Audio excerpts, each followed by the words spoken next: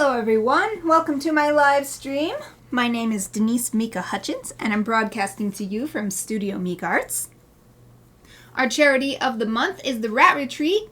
So if you'd like to help me help them, just watch my stream and bring your friends because I will be making a donation at the end of the month based on my unique viewers count here on Twitch.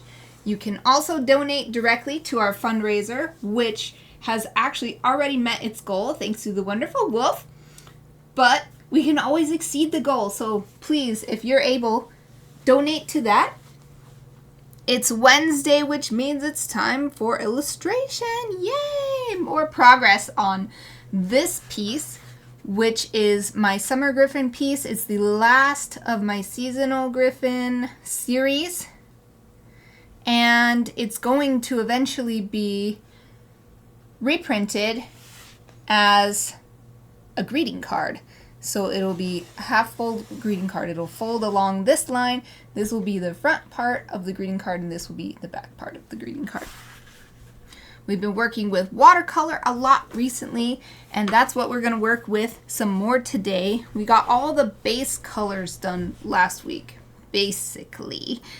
Now it's time to start adding more shading and more robust color. Start mixing colors more. We do have a little bit of mixing of colors going like right here or here where we are showing that the feathers are two different colors, kind of the patchy brown hasn't grown out yet for these male Gryphons. These ones have grown out. I'm also thinking about whether or not I want to add anything more to the background. But in previous streams, I've been thinking I don't want to overwhelm the scene with too much visual information. So that'll definitely be something to wait until the very end to decide. So I've got my bowl of water here. Got my towel here for dabbing and stuff like that. This is the set of brushes that I have accumulated so far, and some towels to set them on and wipe excess water on, etc. The only thing I'm actually missing is the watercolor paint itself. It's put away in the drawer. I'm using my biggest palette,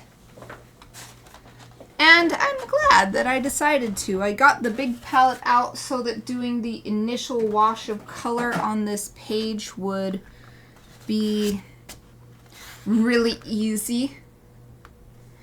But I found that having these huge wells of color actually works way better. Even though this piece isn't gigantic, it's just so much quicker to pick up some color to get it revitalized with some water. And the mixing area is also massive, as you can see. So I'm starting to think that I'm just going to use this palette from now on, regardless of how big the piece is, unless I'm doing some little ACEO or, you know, one of those little teeny tiny things like this, then I'll just use a smaller palette. But for my main work, what I call my main work, pieces about this size, but I usually make something from around this size to maybe 9 by 12, so it's slightly bigger. This large palette is the best, so I've made all of these with the smaller palette, I think, if I can remember correctly. I've been working on this series for like 3 years now, so I can't remember for sure, but oh, I need, let's see, I need to open a new window. How do I open a new? Hold on. I need my reference images. And I'm trying to figure out, how do I open a new window? Alright, move tab to new window. Here we go. So that I can open all of my illustration references in tabs, but be in a separate... Oops, that's not what I want to do. I put it there. Okay. In a separate instance of Firefox so that I can still see my stream manager for Twitch. Okay, excellent. So I've got my lazuli bunting references. I have a water vole reference, but at this point, I guess there are a few things it's good. Once I'm actually painting some details on these little feet, there are some details that'll be good. So good. I will keep my water vole references up. Okay. Oh, and it's not online. I downloaded it to my desktop. Let's see. It's this one. My sunflower reference. Yay! I know you can't actually see these, so I'm just trying to describe them to you. I don't feel comfortable displaying someone else's photography on my stream without their direct permission, so that's why I just describe it instead of just popping it up on the screen here or something. Okay, so what do I want to start with? There are so many things I could start with. This is the kind of thing that if I'm not live streaming, I always find excuses to not work on a piece at this point because it's hard to, there's no right answer about what should I address next. So I've just got to pick something. Although, that said, it's starting to get a bit warm in here. It wasn't warm until I started live streaming. This happens every time. As soon as I start streaming, I think it's because I start talking a bunch and then it warms me up. I'm going to turn my fan on. Okay. Put that on.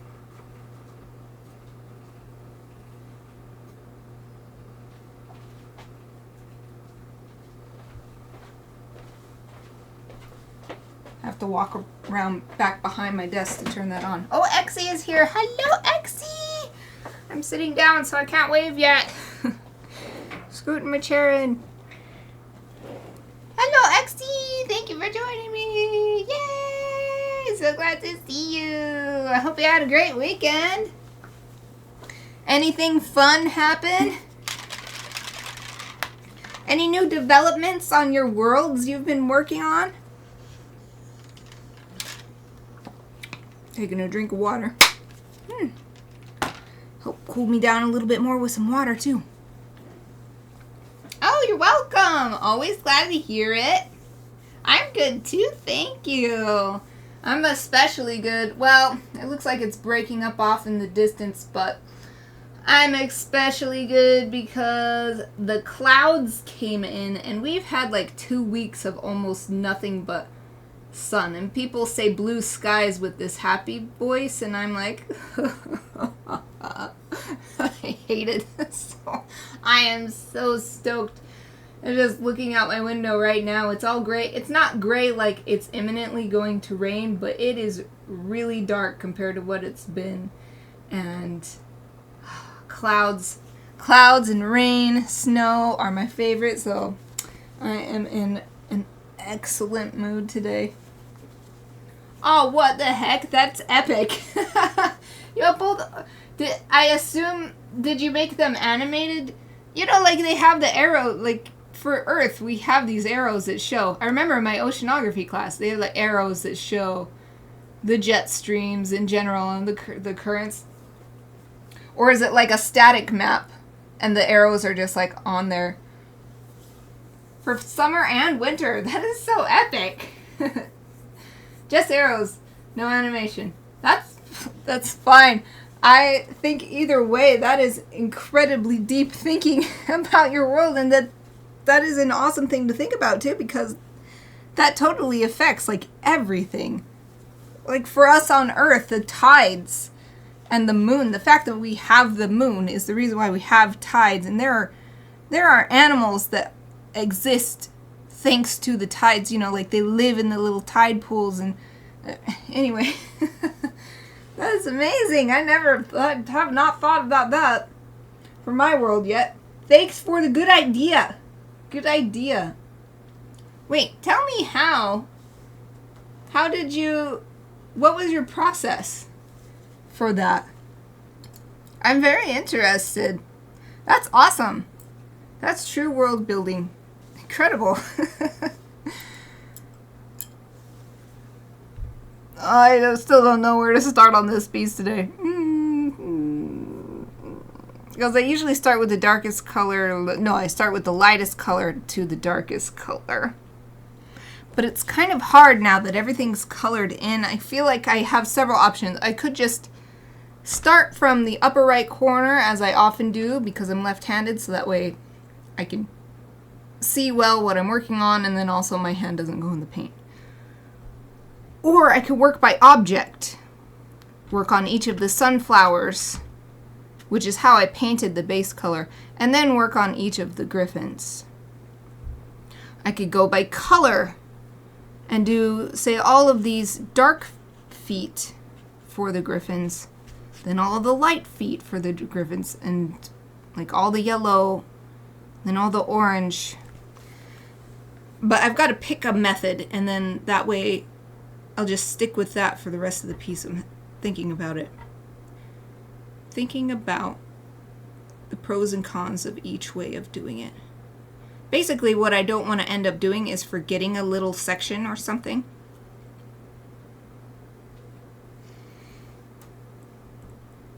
Doing it by color is probably a good idea since the watercolor dries out really quick. And what I mean is the watercolor in the palette dries out fairly quick. So if I focused on color by color, then I won't have to waste a bunch of time continually re-wetting the watercolor. So that's a really strong argument in favor of that.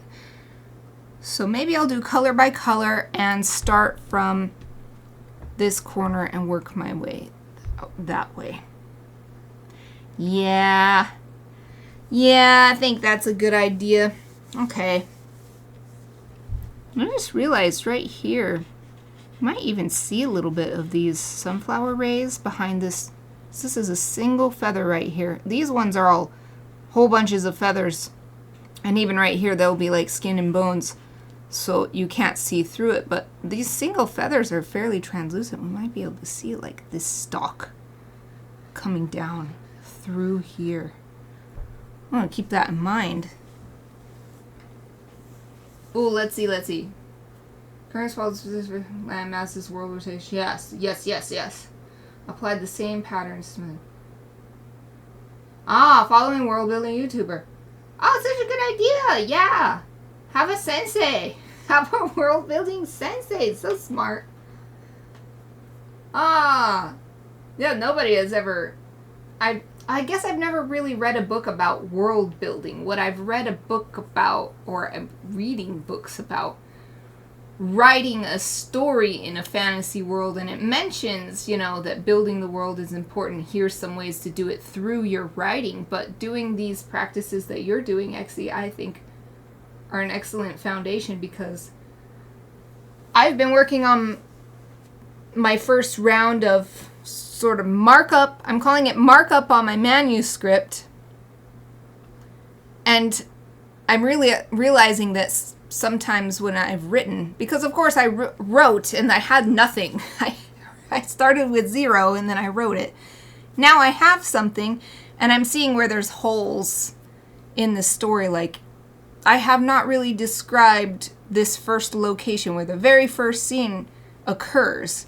There's no description whatsoever of what that place is. There's like words that say this is the place, but I haven't described what it smelled like, or what the lighting is like, or how big is it? Is it a big open space? Is it small and tight, So these world building things you're doing are giving me excellent ideas. And since you said, if I'm remembering correctly, you said you wanted to also create a story within that world, so you'll have a nice, robust place to play around in when you're done. I think that's a really cool way to do it. All right. I cannot delay any further. Let us paint. And I have my sunflower reference up already. I mean, already. It's the one that's on top. Already. I opened a monster stream. It's not like I prepared. Okay. I got to pick a sunflower that's a nice reference for some shading. Yay! So I keep looking at this one. Oh, how about this one here? Yeah. I'm going to use this one for shading. And it's great because it shows not only is there a little bit of shadow cast by some of these rays, the ones behind cast a shadow because these are translucent too, kind of like the feathers. So there's shadow cast where there's overlaying.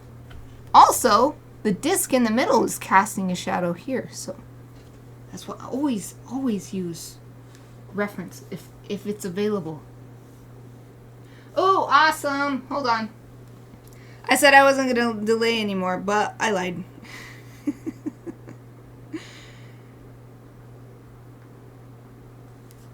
Oh, you decided to invert the map. Nani? Let's see. Oh, I see what you mean. I see what you mean. Oh, neat. Do my little rudimentary sharing on it. It doesn't want to... Wait, there it goes.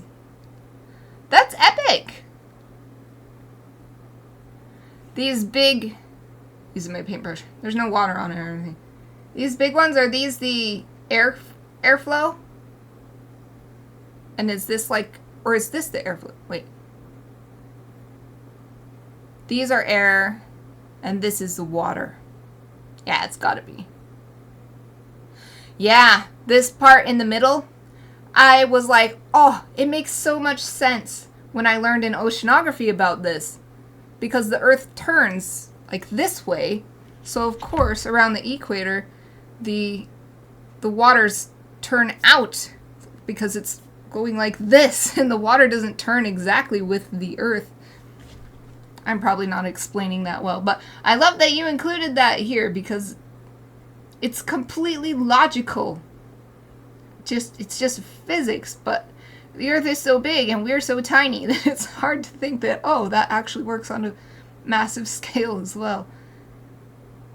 Yeah, these are so cool. So these are like possible ways the wind blows.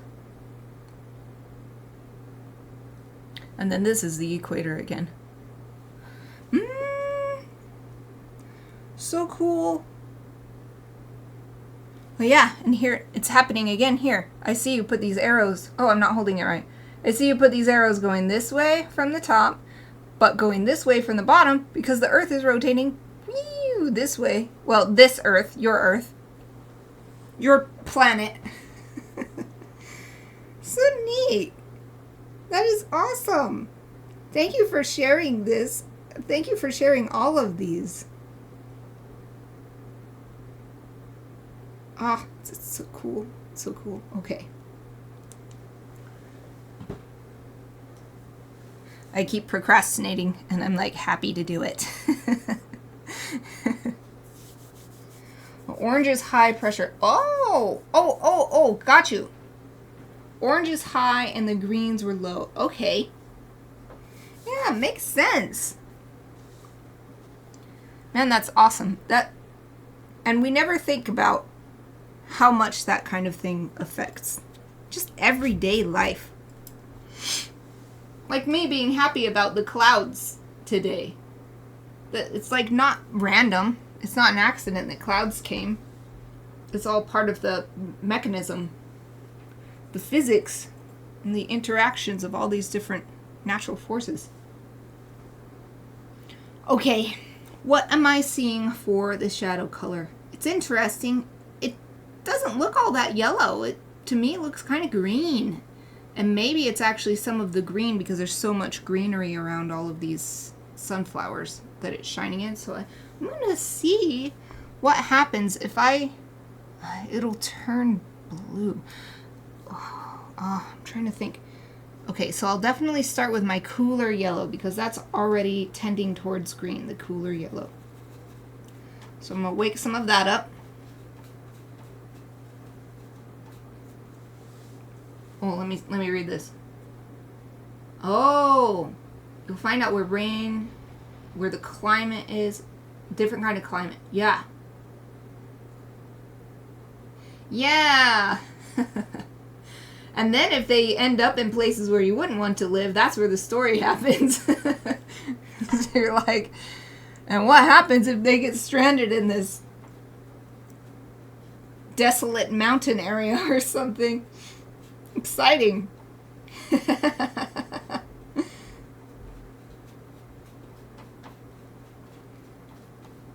Yeah, I feel like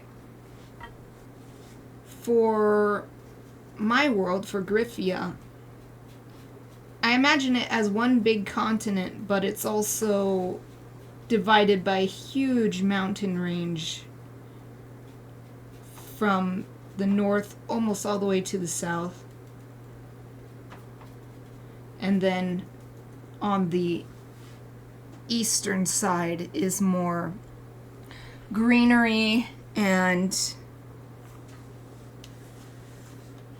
I don't know, plains, lush forests, lots of plant life. But then on the other side of the mountain range is mostly desert and not very much life at all. And that's how I imagine it, but I would like it to make sense physically too. So I wonder if I can sort of reverse engineer my world with those in mind. Be like, figure out the rest of the world with just those couple of things already established. Okay, is this enough yellow? I don't know. I have a lot of sunflowers on here, so I'm going to keep mixing some yellows. In fact, I'm going to move this palette so that it's visible, so that something's happening on screen and it's not boring. So, yeah, I'm taking this cool yellow color with my nice big 1-inch wash brush and just depositing it over here.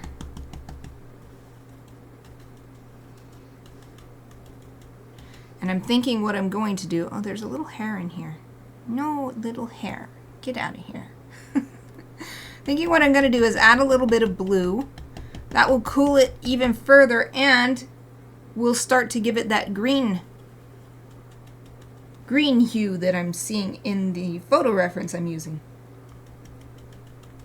So there's actually some green here too already from a previous, this was the green I used for the stalks and leaves actually. So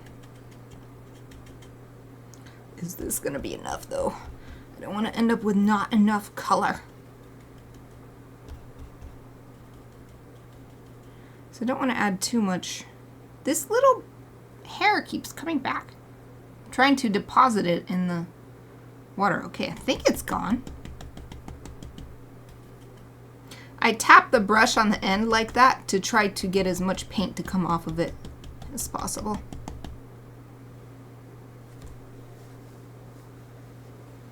I'm working on upwellings. Shores abundant with fish. Determined by the wind angle on the shores. Oh, interesting.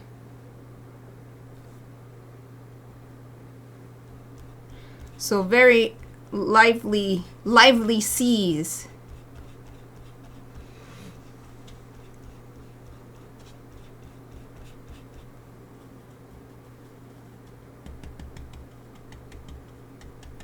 So you're following like a, is it like a whole tutorial about how to build your world like that? Oh, awesome. Yeah, this crazy orange again on the small camera. It's just totally not what it looks like at all. Something about this little camera is just... I'm glad you love the colors though. It's so wild.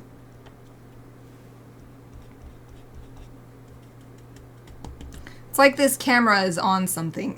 It's kind of... What are you doing in your free time, little camera?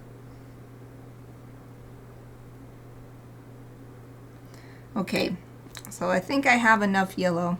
I sure hope I do. Let's add some blue. I want it to be cool. This is actually a bit of a warm blue. This one's also warmer, so I feel like these two are cooler options. Or is this one warmer? I think maybe this one's actually warmer because it's a little more purple. I often go to this one when I want to make a shadow by mixing blue in. Man, my voice is going away. Hold on, let me drink some more water. What the heck? It's because I have hardly talked at all today, and now I'm suddenly talking. Talking a whole bunch.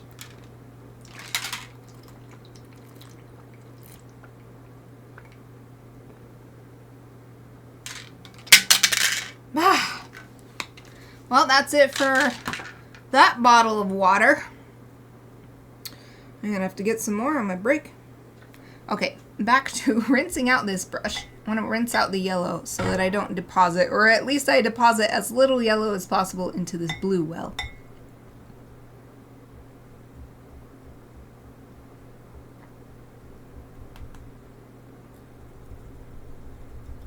There's so much yellow still in here. I'm going to have to change this water. I'm going to have to get water for me to drink and water for me to paint with at break time. Man, it's taken me 30 minutes and I still haven't actually started painting yet. But knowing how I was before I started live streaming this kind of work, I would have just found some excuse not to work on it at all because it was such a... It's not that hard of a decision, but since it's not a easy decision... How can I say this? It's not hard, but it's not easy either.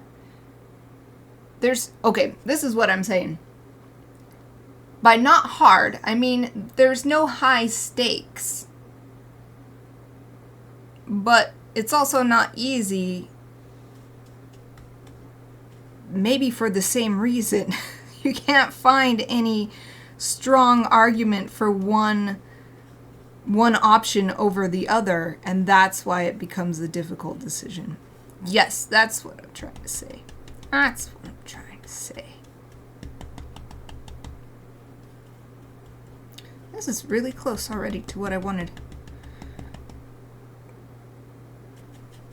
I don't know if it'll make enough difference on the page though. I kind of want to add a little bit more blue. I didn't want to add too much and completely overwhelm it though, overwhelm the yellow color.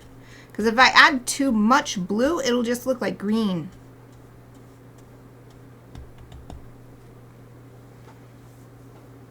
Oh, the channel is called Artifexian. Random world building videos. What's if the earth spins the other way around? Yeah.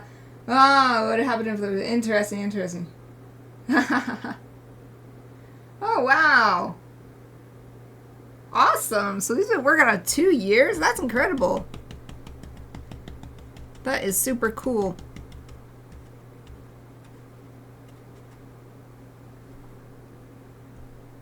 I don't think I want to spend 2 years building my world. I want to get my story out there, but it sounds like there's some great ideas for things to think about. Like maybe the air currents don't really matter to my story, but in the future I might write a story where it does matter. Or the tides, or, you know, whatever. Okay, just adding a little bit more. Oh, I thought it would be a little bit. Oh, this is really strong. Oh, no! I'm gonna have to add more. Dang, I just barely touched it, but it was... Well, you can see exactly what I meant. I just barely touched that blue, but it was like, rah! And then it just invaded this color, and now it's green. That's not what I wanted. So we're gonna bring some of it back with more of the yellow.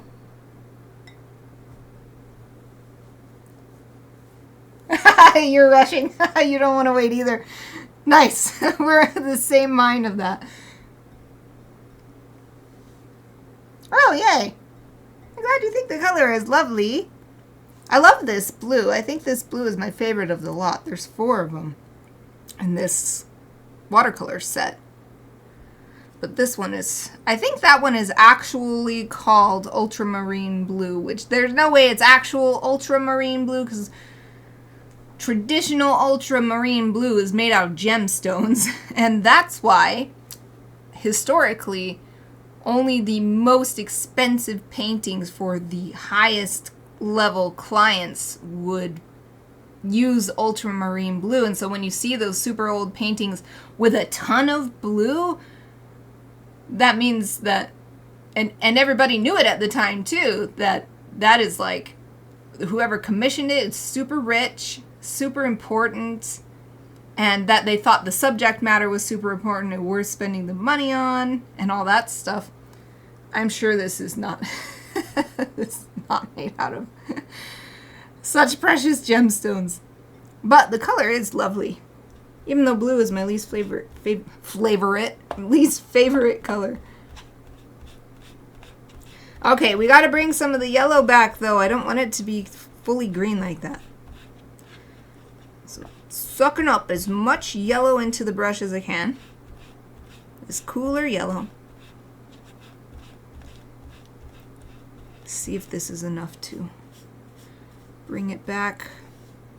That blue was like, surprise! Forgot it. I think it's this particular color. For some reason it's like that. There's another one like that too. I think it's this green, these darker ones. Once you wet them down, they don't just wake up, they get excitable.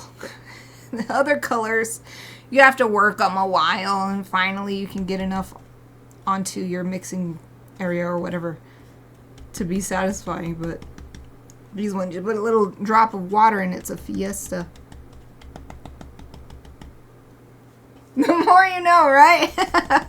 I love learning that stuff in art history. It's so cool.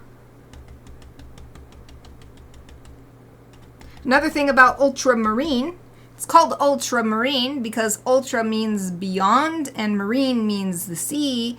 So it's because the gemstones were imported from overseas.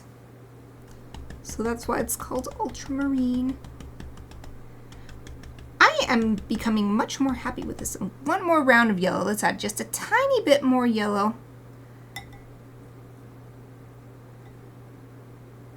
Because it's just supposed to have a little touch of green, not the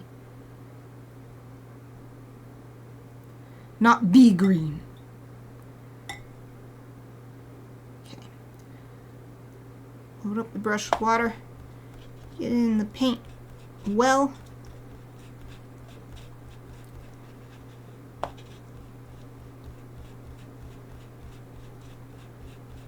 There's actually a bunch of pet hairs in this paint well, but I'll just leave them. Already taken so long without actually putting any color on the page, so let us not delay any further. Alright, adding this. And I think this will be good either way, because even if it's a little more green than I wanted, I can just thin it out with water as I apply it.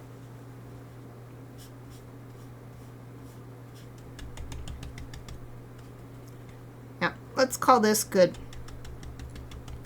Let's just not waste any more time with mixing. Let's try to get as much of the paint off of the brush as I can.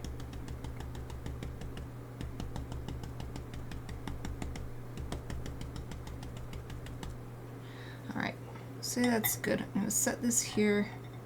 Oh no. I'll rinse it off first, and then I'll move the palette back over where it goes.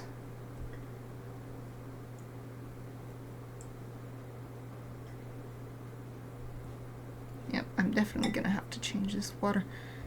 So I can't see if the paint is coming off the brush, or if the brush is clean now, or if there's more paint coming off, because there's so much paint in the water. Usually you can sort of see little clouds swirling out off of the bristles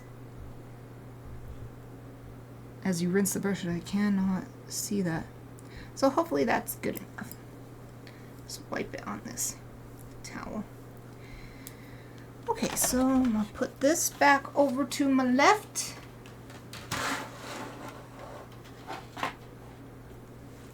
bring my painting back.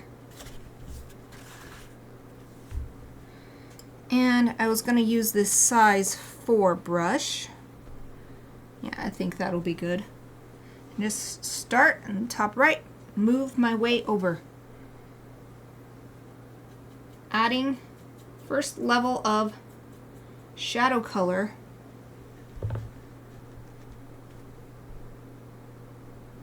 to the sunflower rays. So the light is hitting most at the top, so there won't be as much shadow down up here, and instead there will be lots of shadow down here.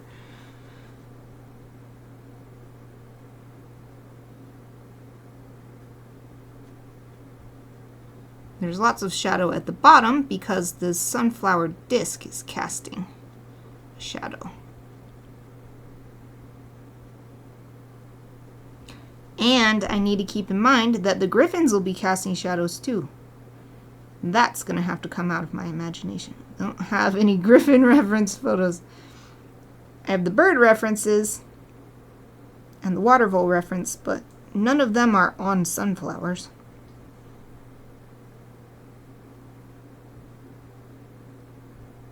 There's a little blip of blue paint here. I think it flipped off of the brush as I was painting this area. So I'm trying to work it a little bit. It's perfect since it's blue, so that it mixes into this shadow color. And I'm loving this shadow color. All of that effort just now, totally worth it. All that time spent, totally worth it. This is exactly what I wanted.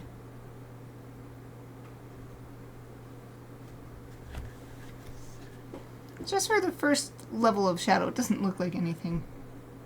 Doesn't look like anything on the camera yet.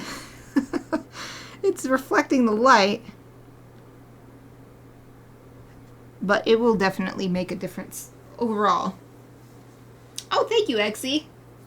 Thank you, thank you. I'm glad you think so.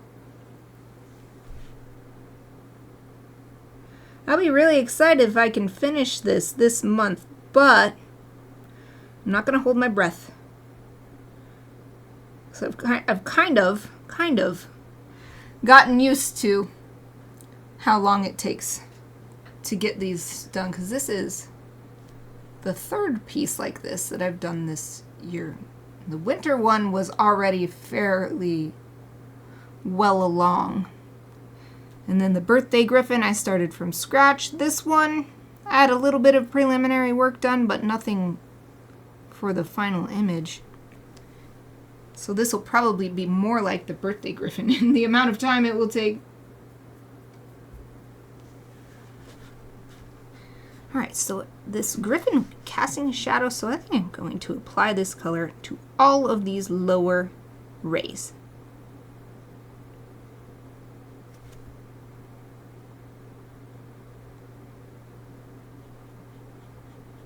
So I believe for the light source in the reference image I'm using for the sunflowers, which is going to then inform all of the other elements of this piece, so basically all the Gryphons as well. I think it's coming from the side, but also a little bit behind. And that's why you can see some light shining through these rays.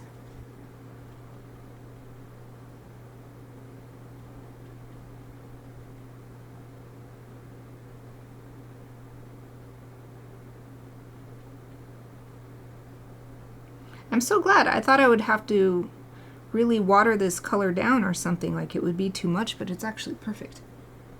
The only reason I'm getting more water on my brush is just because the color slowly dries up.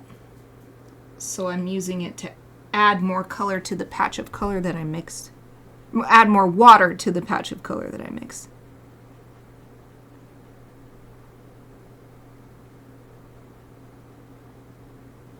So this Gryphon is casting a shadow on all of these rays.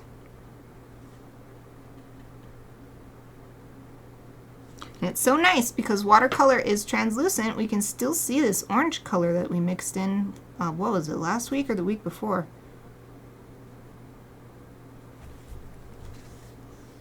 I think you can see more of a difference now. the top part, I have not added any more shadows in there yet, but the way that this is noticeably darker, but still subtle, because it's not like there's a very strong shadow being cast, just a noticeable one. So now let's add, so I can't use the reference image directly because I did not draw any of these sunflowers directly from what I'm seeing over here. I just used these ones in my reference image as examples. So I've got to use the logic that I'm seeing over here and apply it to what's actually on the page. The big thing is that where there's these overlapping rays, when there's more than one on top of each other, that's blocking more sun. So we need a little shadow there anywhere there's overlap. And that will give a nice 3D effect to the sunflower as well, because it shows that these are on different planes. These rays are all on a different plane from one another.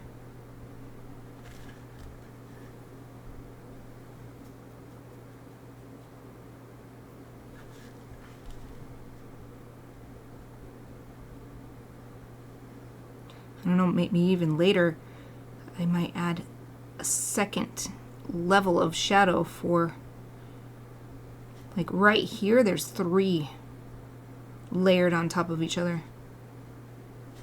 Let's see if that one's there. Yep. Okay, so this one here.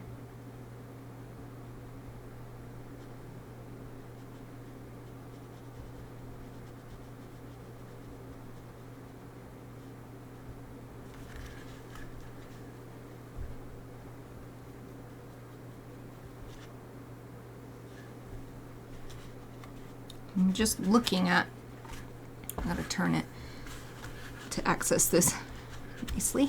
Just looking at how did I draw them, using my imagination to think what is the shape of this ray that I can't see now because it's behind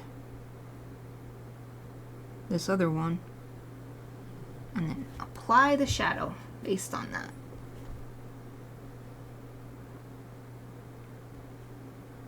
So like right here, these ones are completely backed by other rays. And here, another thing, let me look. No, I think it's okay. I was thinking maybe this leaf right here would be visible through. But when I look at my reference, this is exactly why I use reference, the leaves are far enough away from the petals that that's not happening. It's not affecting the light in that way. So we don't have to worry about that. Well, right here should be colored into shadow. Oh, really? Me too. They're so lovely. Have you been seeing a lot of them where you are now that it's summer? Because they are just exploding around here. I know that the best is yet to come, but it's been so nice. Every day I go out for a run and or walk. Well, I always walk my dog, but 4 days a week I also go on a run, and I usually run and walk in the same places as usual. So I'm seeing every week more and more sunflowers, and I'm seeing especially bumblebees. I'm so happy when I see a bumblebee. Bumblebees are my favorite. I love them so much. But just seeing any bees or anybody, any kind of bug, or if I'm lucky enough to see a bird, it's so nice. And it's especially nice today on my run. This one house has a tall, like 7-foot fence, but their sunflowers have to be 14 feet tall already because they're towering over that fence. So I'm running by on the sidewalk and just these huge, huge sunflowers, tons of them. So nice. It's such a, I don't know, it's such an experience to see that every summer. And they start out just these little, small little leaves in the ground and then become just gigantic. Aw, too much in this city. Oh, that's too bad. That's too bad. Ah, that would be magical. That's the kind of reference image I have, is just a field. The one I'm looking at over here. Just a field of sunflowers. I was thinking actually today, I was like, wonder what you would plant with sunflowers if you just wanted your yard. I was walking by a house that has a little bit of grass lawn, but they also have a whole bunch of just wood chips for their yard in front of their house. And they had like a little, I don't know, just a little cluster of sunflowers growing. And that made me wonder, like, what would be good to plant with sunflowers and just spread the seeds all over your yard so that it's just this huge field of half a dozen different flowering plants or something.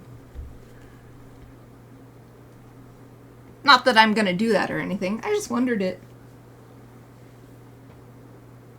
Oh, you tried to grow some. Did you grow them indoors?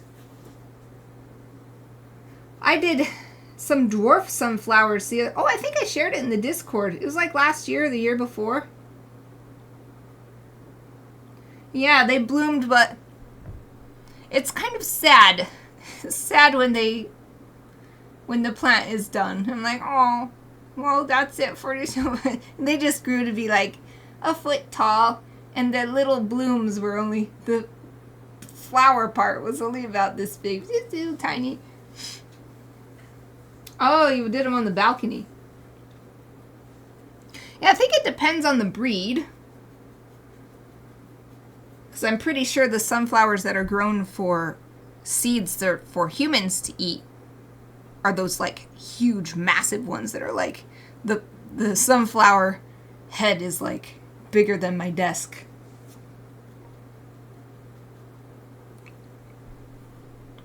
All right. I'm done with this one. Oh no, I think I missed a spot. I see a little spot where I did not put, right here where these two are overlapping.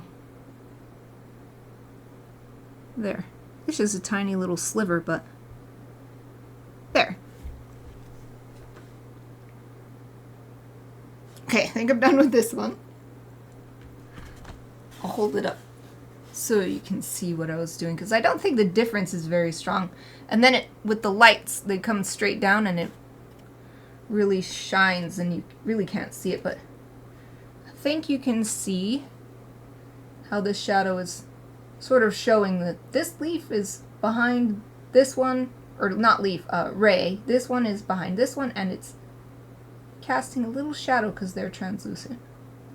So I'm going to continue doing that kind of thing on all of these,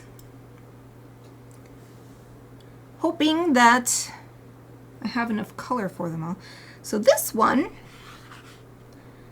I think I'll work on it next, but the part that sort of this angle is in shadow, like maybe like here, because the disc is from here, casting a shadow down like this. Or is it more like, it's more like this. Yeah, I'm looking at the reference and comparing. And then we have the Gryphon sticking out farther here, so that's why this entire thing is in shadow. But for this one, if the shadow cast by the disc is coming down this way, there's just a little couple touches maybe here or here. Everything else is going to be this style of shading, because the Gryphon's shadow would be down here off the page. So let's do that. And as usual, I'm not just explaining this for everyone watching, I'm explaining it for myself so that I remember that. Actually helps a lot saying it to myself. Before I streamed this much, and I did most of this work off stream, I actually would just explain it to myself out loud. And that's part of the reason why I was like, you know what, I may as well stream. Talk to myself the whole time anyway.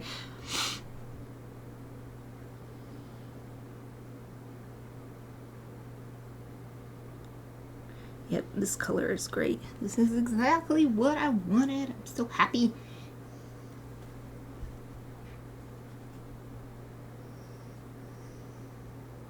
This is just a part of the piece where I just gotta be patient and what's the other word? It's not just patient, because patient is kind of a non-active word. Oh, it's coming to mind. Patient and is it persistent? That's what it is. Oh, thank you, Hexy. I forgot about that email. That's the most recent one I made. Oh, thank you, thank you. I always love it when people use the things I made. Yay! I'm also glad you think it's looking great. Yay, yay, yay, yay. You fueled me so that I can be patient and persistent painting these rays. Just these small details. It's kind of ironic because for years I worked hard to reach the point in my, I don't know, artistic journey or the level of my creative skill, or I'm not sure what you'd call it, but to get to the point where I'm creating work with lots of details like this. It's the kind of work I like to look at, and it's the kind of work I wanted to make. The irony is, it's so hard. So it's really hard to get myself to work on it. Well, it was until this year. Changing up my live stream schedule as I have done is probably one of the best decisions I've made since graduating from college with my illustration degree.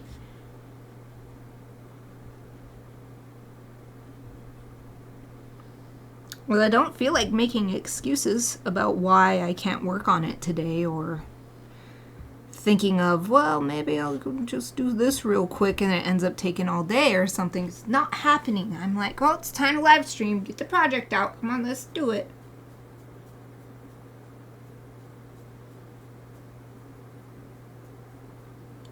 And I was just talking to my sister yesterday. We meet my youngest sister. She, not Satoita, my other sister. I have two sisters.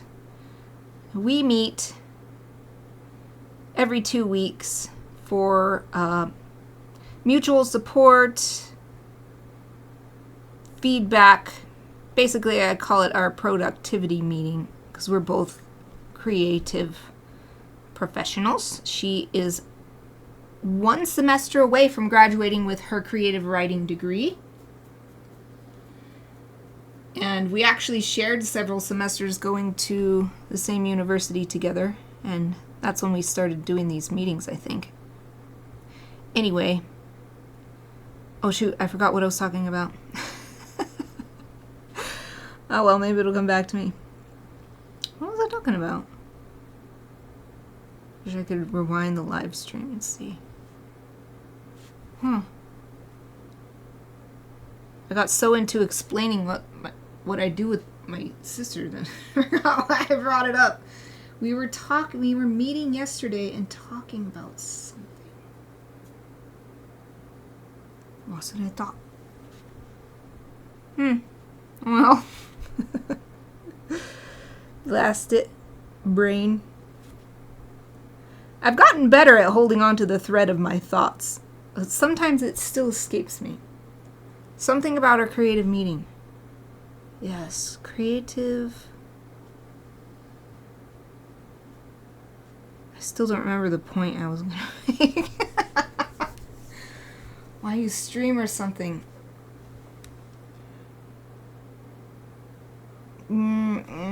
Yes. If I could rewind it, I could remember. Blast it all.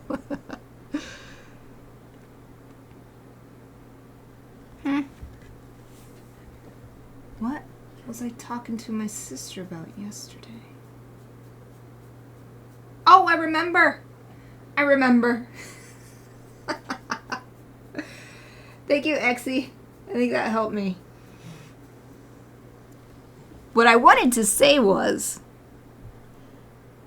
I realized that I would much rather things stay as they are for me, live streaming my illustration, no matter how long it takes, and just plugging away steadily like this, rather than the other option that is available to me, which is, well, take my skills, but find a job that earns a decent income or something. Even just today, there was a perfect opportunity for me. I'm signed up for Animal Advocacy Careers, I think is what it's called. And it's job listings with like animal charities and similar companies that are working to make things better for the animals through various channels, like either making plant-based food or being a charity that speaks out for the animals or something like that. So I'm signed up for graphic design because that's the closest thing to illustration that they have. And there was a job listing I got emailed today that would have earned me, I mean, not saying that I'd actually get the job, but say I did, I could make, I think it was 30,000 to 50,000 pounds a year, which is way more than what I made making, doing my dream career, which is this. When I was talking to my sister yesterday, I was like, no, I would rather keep doing this because I love this. And folks like me go into the illustration department at university or, I don't know, do a creative writing degree because they want to do the work that they love. And this is the work that I love. I do want to use my work to help animals. But it's also important that I am happy too, because I'm also an animal. So I should take care of myself too. So that's the point that I wanted to make. That if this is how things are for me, I'm happy if they just stay that way because this is fun. And I love the work I'm creating. I've never made so much work compared to this year. Oh, good. I'm glad that even though I lost my train of thought, you were able to follow. Yay!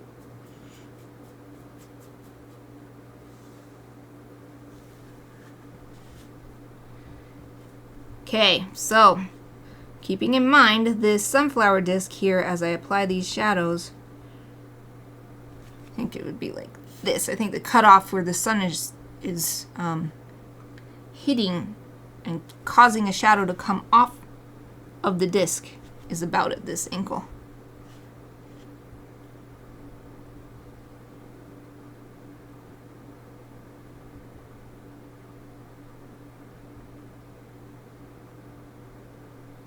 Oh, and despite all that what I just said, that doesn't mean that I'm not trying to grow my career. I still do want to grow my career. I would love to reach more people with my work.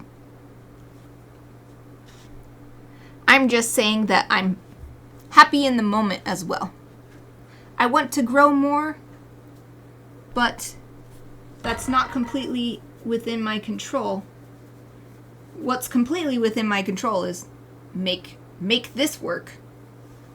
Keep creating.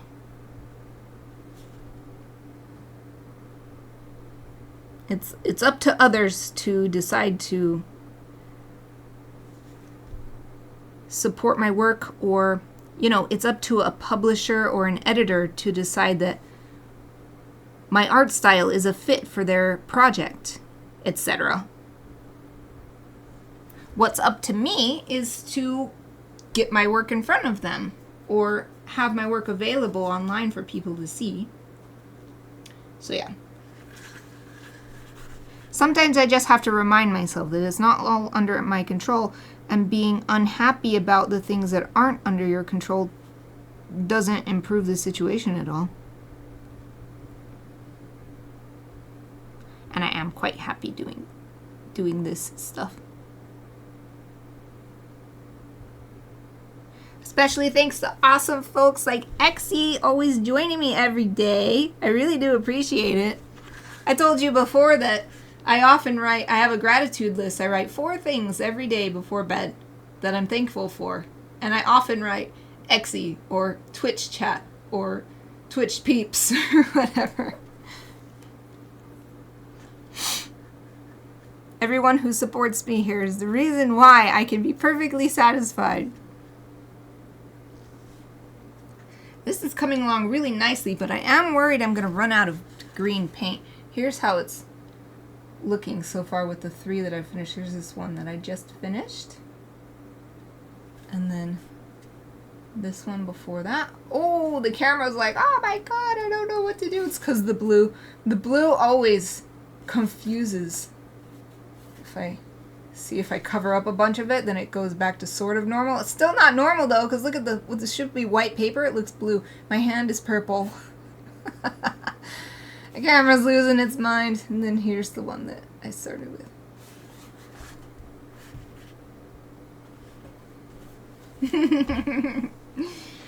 Drink it.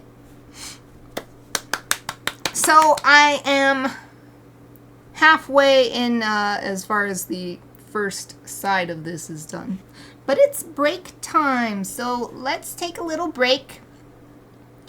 Let's all stand up if you can. Stretch.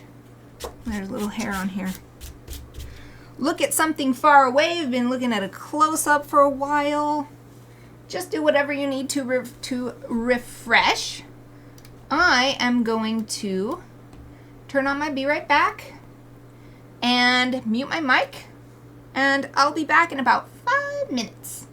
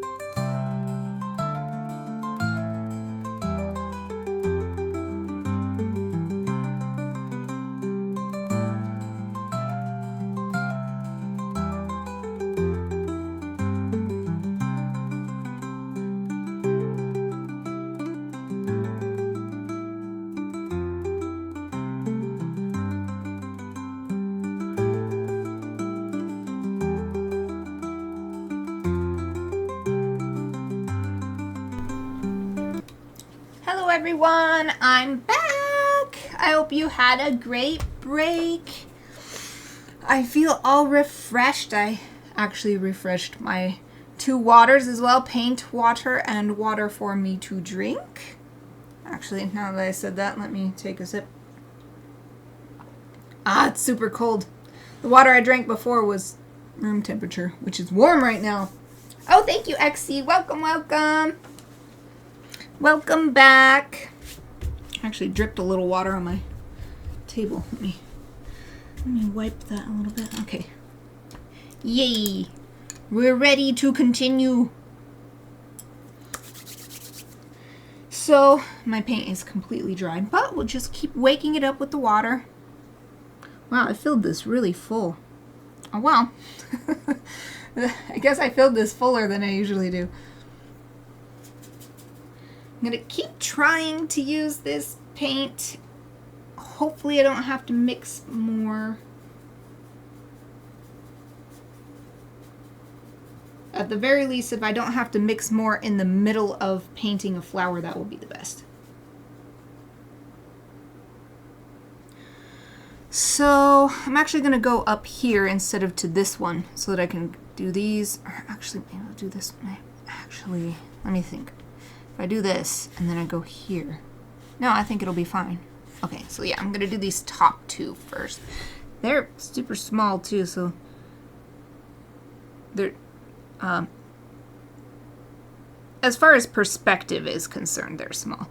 They're not actually smaller than any of the other ones, any of the other sunflowers, but on the page here, they are the smallest sunflowers in the scene because they're so far away.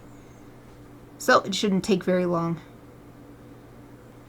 Oh, right, and there should be shadow being cast. It's like this. Okay, so let's make sure we're getting that shadow cast by the disc in the middle. Something like this. Yeah, okay, that's good. So now we'll go back to that overlap shading.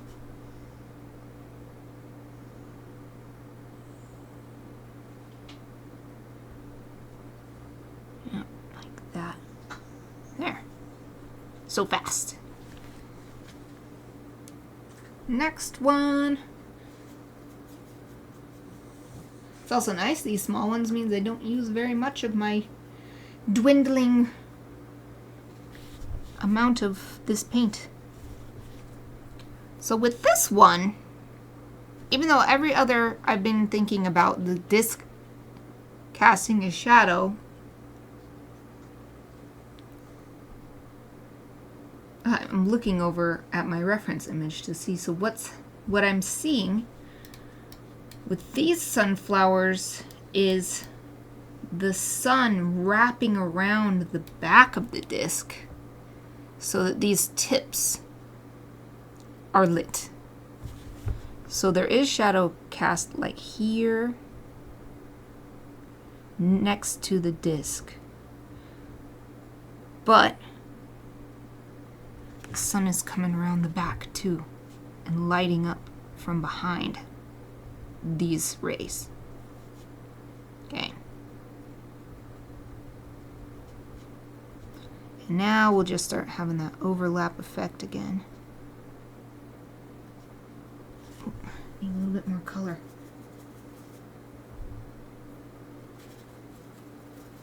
Come on, paint. We can do this. There's not too much left. I think I am going to have to mix some more.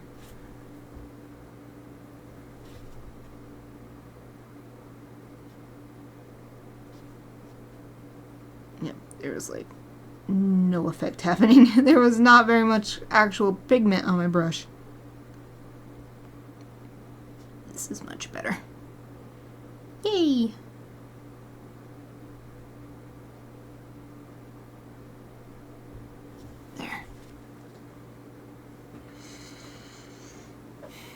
So maybe I will actually finish these small ones off and then mix another color and try to get it about the same for these last 3 big ones.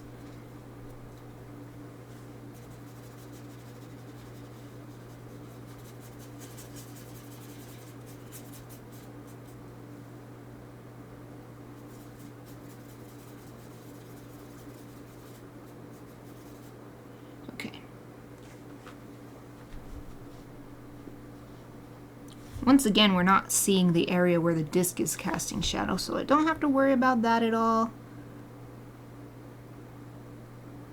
Just this overlap stuff, which is so fun to paint. This is one of my favorite things to do, is to paint something showing through another thing. It's such a unique, interesting activity.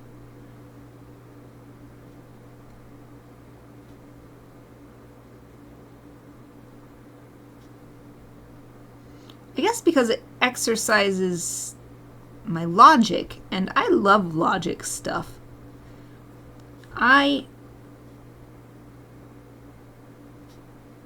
It's really morally valuable to me to make logical decisions, and it's just fun to do logical thinking. It's problem solving, it's puzzle solving, and very, very fun. So this is a visual version of that.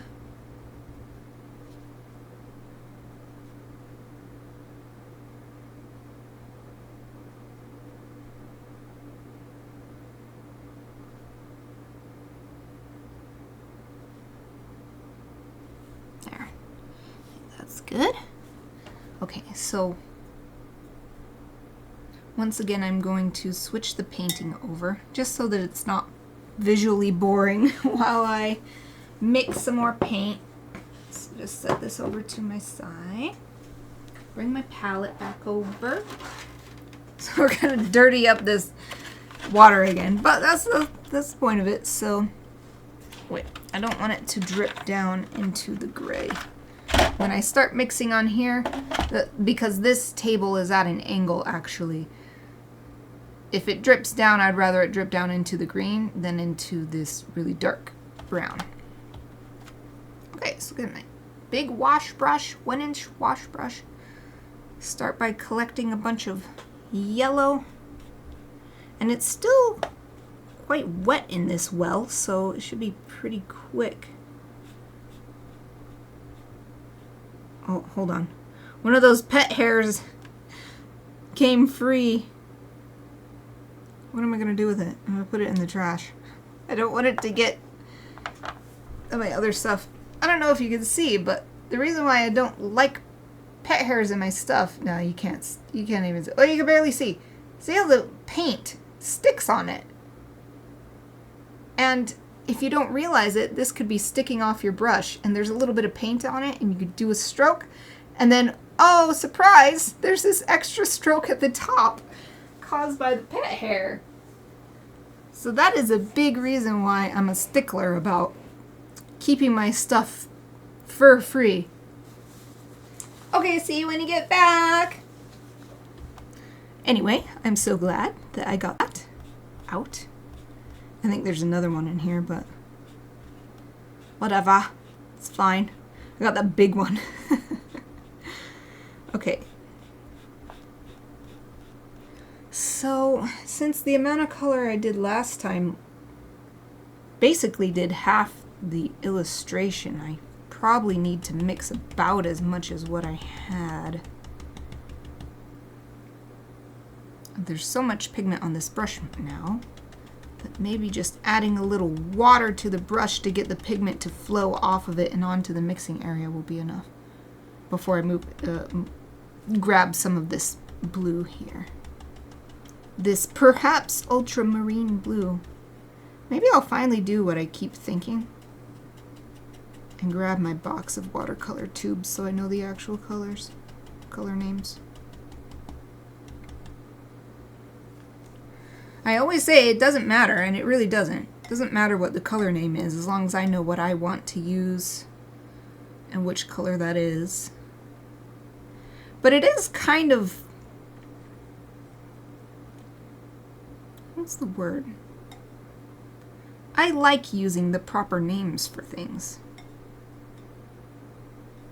So, I grab that.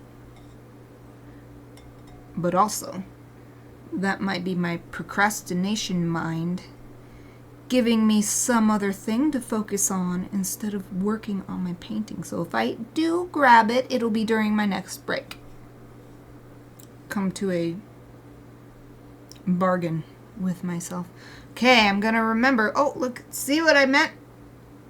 If it's gonna drip down, I would rather it go into this green. So last time when I touched this blue, a crazy ton came out. So I just barely tapped that in there. Let's see what this is like when I mix it together. I guess I'll mix it with this green now, actually, because it's all dripped down here anyway. So it's going to be a slightly different color than what I mixed before, but whatever. That's how I paint, so I've always done it this way. I like this little sort of organic, or it's not organic exactly, but the spontaneity or the unpredictable nature, something like it dripping down into that green. It's not necessarily a problem for me. It just makes it more fun. And actually, I feel like this is very close to the color I had either way, even with this extra green mixed in. So I'm just going to use it. Yay! So I'm so glad that didn't take as long to mix this time. Ooh, fun! It looks like we have 4 viewers right now. Hello, lurkers! Lurkers are always welcome. Washing out my brush. Well, rinsing out. I have actual brush cleaner. I can even show you in a second. It's still sitting here right next to me from when I washed my brushes last week. I think that's rinsed out enough though. So I'm going to move this back onto the desk to my left.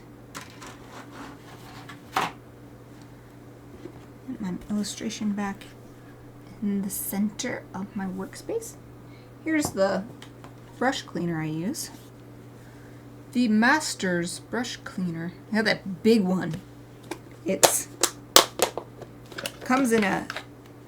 I got the huge one because I knew I'd use it, so it costs like... I can't remember for sure, but I feel like it was about $25. And you can see how much I've used already. It used to be up to here. And you just rub your brush in it. You get the brush wet, rub the brush in it, and just basically keep using it until the suds are clear of paint. And I like to use this to scrub the brush on. It was marketed for makeup brushes, but brushes are brushes, so yeah, that's what I use to clean my brushes. I feel like it would be cool one time, especially once I get my utility sink. That's what I'm saving for, using the funds that come in from Patreon. Get a utility sink installed just right over there in this very room. Do a little quick video of maybe like a tutorial of how to clean your brushes with that stuff. Okay, so going back to my size 4. Got this nice color. We've got 1, 2, 3 sunflowers left to add this first level of shading on the rays. And I think this is dry now. Yay, this is dry, so I can plop my hand on it without worries. Right here we've got the same thing happening as with this one, where this is going to have shadow cast on it, not only from this disc, but from this Gryphon on top. But we've got a lot of tips curving around the back, and the sun is curving around the back, so we're going to paint those with extra care. So right here, I think it's all in shadow from the disc, from the Gryphon, underneath the Gryphon's tail.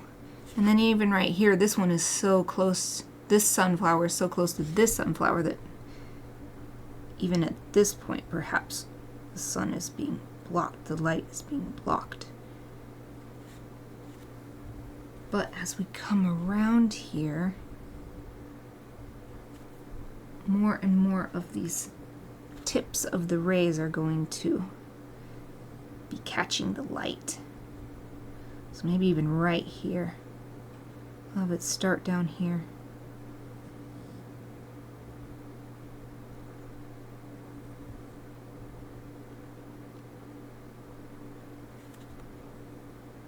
Like this one. I'll just leave this one completely lit by the sun. And this one maybe a little bit is catching, mostly in shadow, but just a tip. This one's behind it, so a little bit more catching the light.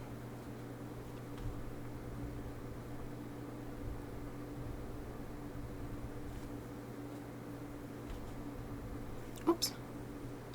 A little bit more pigment than I wanted. So I just rinsed out the brush and continued painting.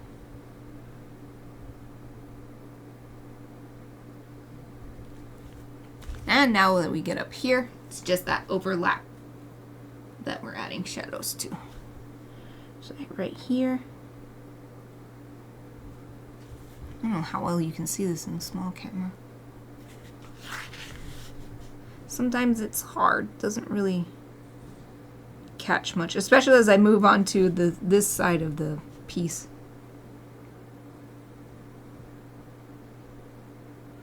But it's better than nothing.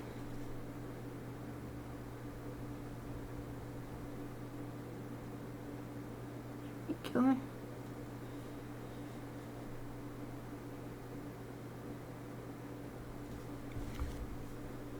Sweet.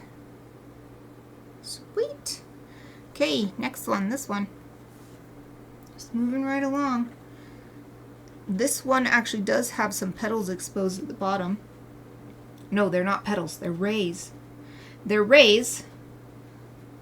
For anyone who hasn't been watching this project on previous streams, and sorry for repeating myself for those who have, but the things that look like petals on a sunflower are actually flat flowers. And the disc is made up of little teeny tiny flowers.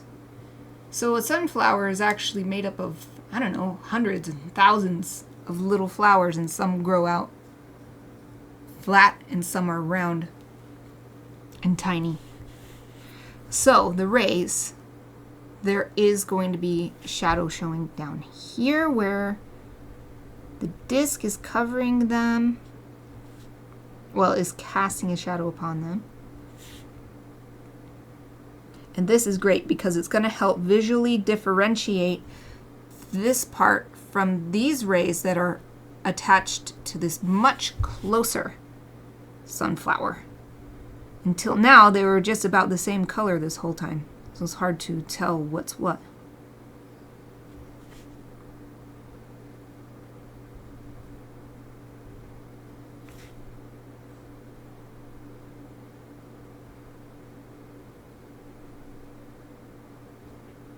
And now we're starting to add that overlap shadow.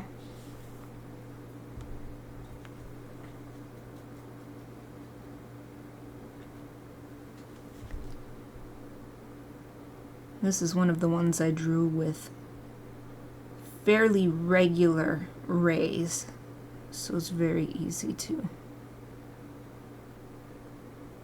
draw the shadow where they're overlapping.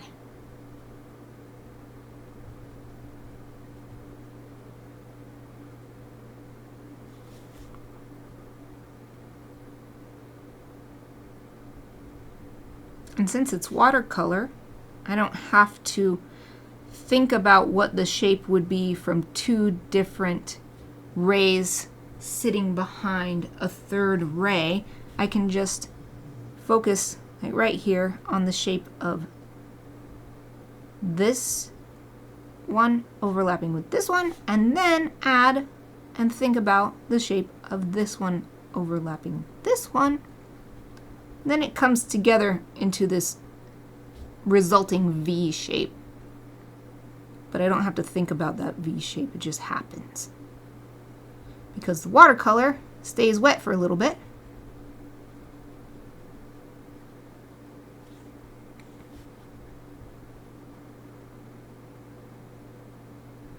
Yay!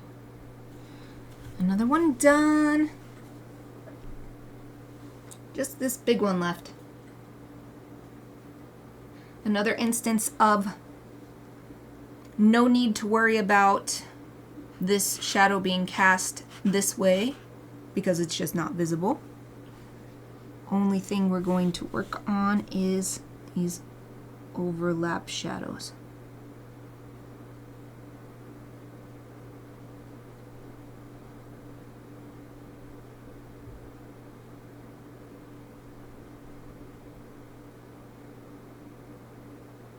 And this is another instance of a lot of overlap, sometimes 3, like right here, 1, 2, 3 overlapping. So I'm still thinking that I will eventually add a second level of shadow for those to show that it's 3 levels of light being blocked.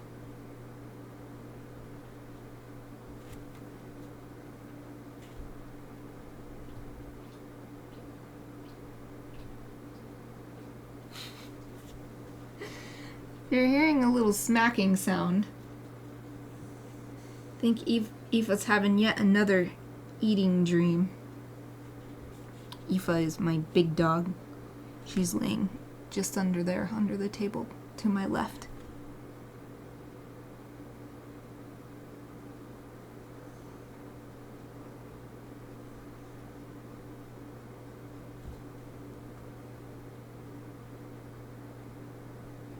I'm thinking about down here. Do I need to add any shadows in between these rays? But I don't think so.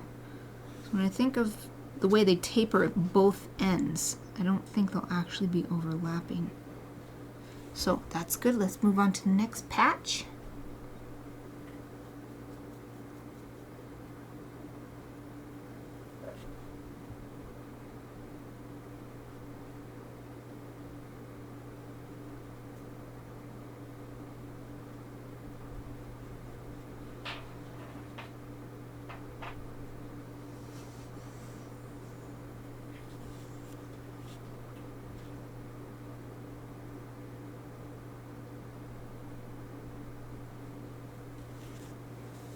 Oh, welcome Casey Snow Art! So great to see you again! Yay!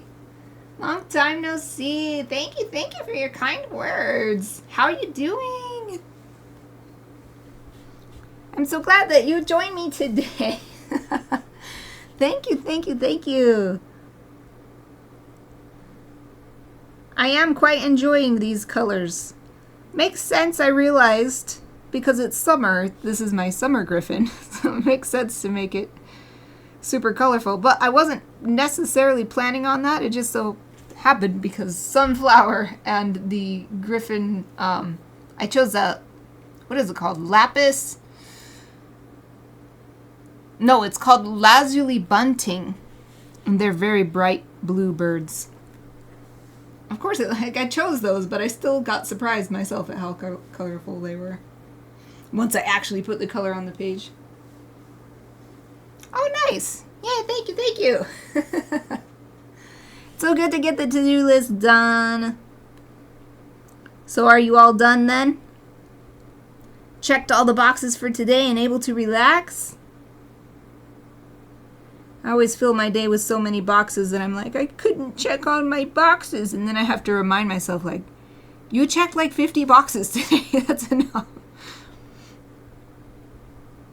That's why I actually had to schedule nightly video game time because I give myself too big of a to-do list every day and then I forget to relax.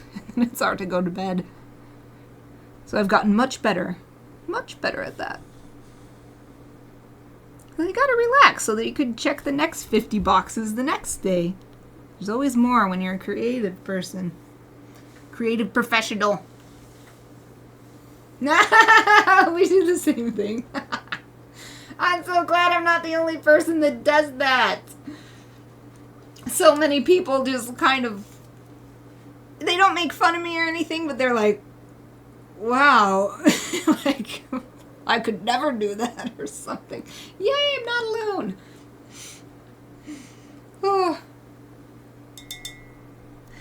Yep. If you got a whole bunch of stuff done, even if you didn't get everything done, that's enough. It's enough. It's enough. Because there's always going to be more. Always going to be more.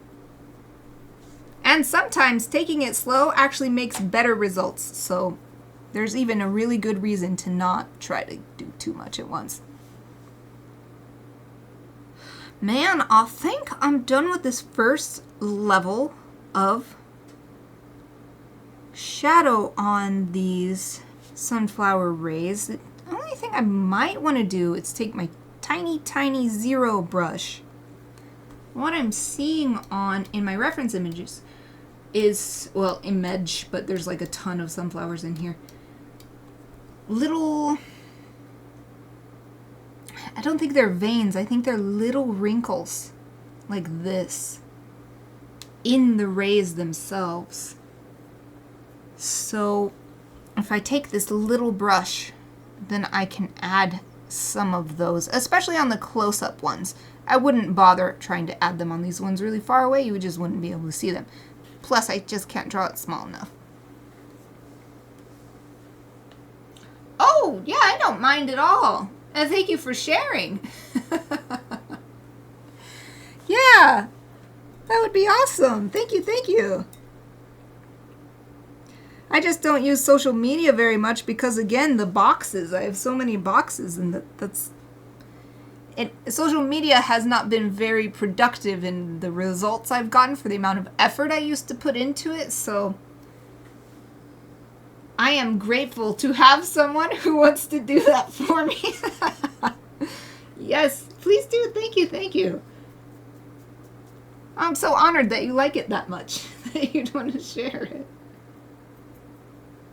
When are you going to start streaming? I have not decided who I want to raid today, so I could just come raid you if you start streaming during my stream, or like you'll be streaming by the time I'm done streaming. I don't know how to explain that, but... Oh, welcome back, Exie! Yay! Okay.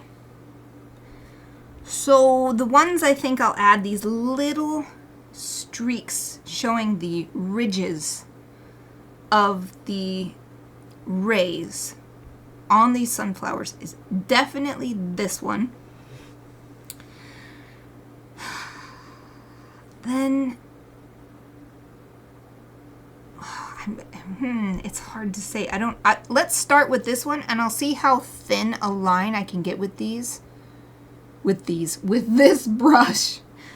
And if I can get a thin enough line, then I'll add some on probably everything but these really tiny ones in the background. But if it's not thin enough, I'll only put them on this one in the corner.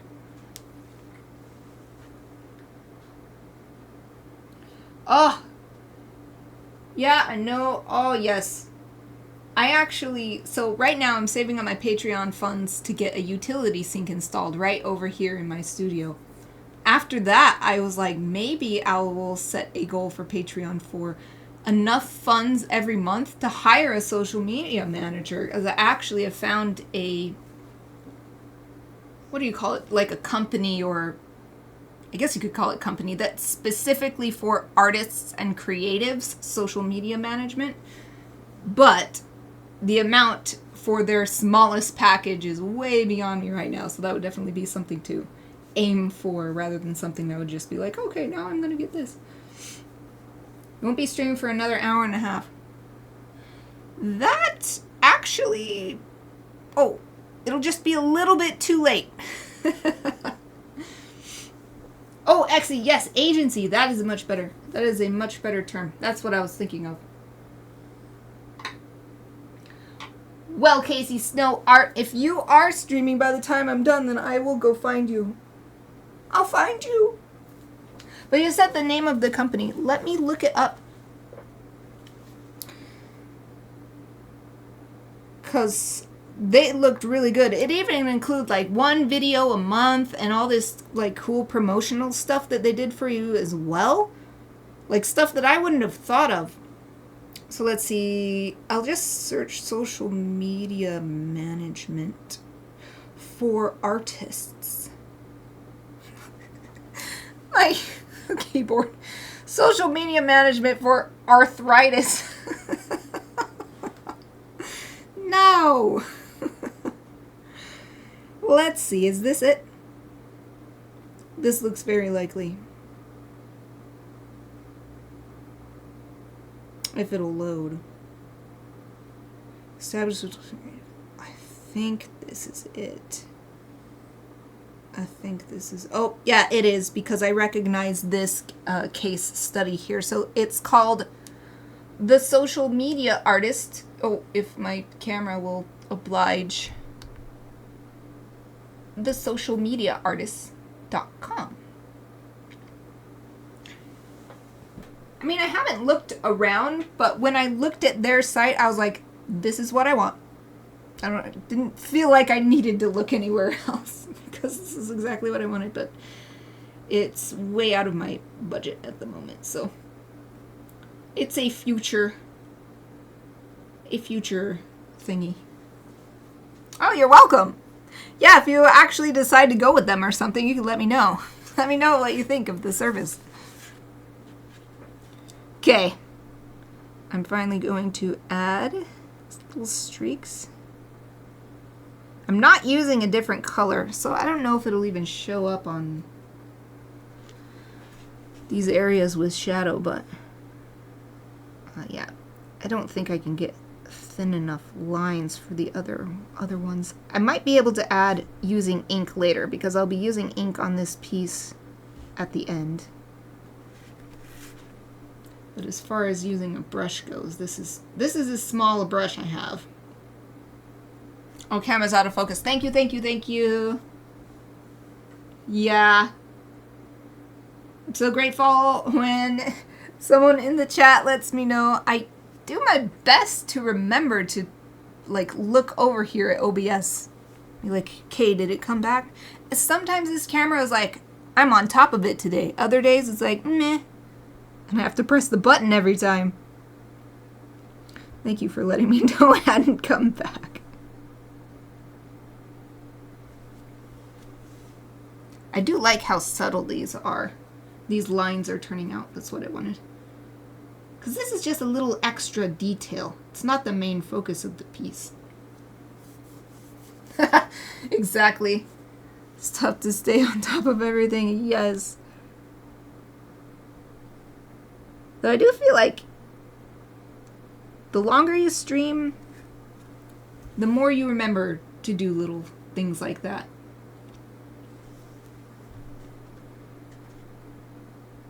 But it's not a guarantee that you'll always remember either. Sometimes it's just need the chat. Need the chat to help you out. Oh, I forgot that this is also one. This is also a ray. Let's add some little streaks on there. Whee!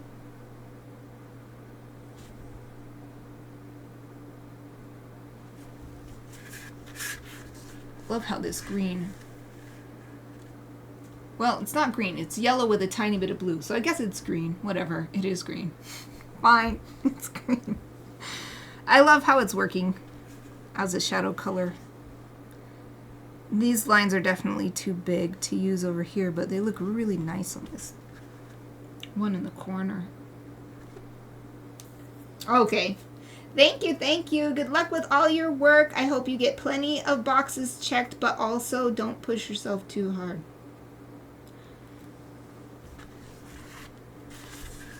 Some people might be like, oh, well, coming from her, that's kind of rich.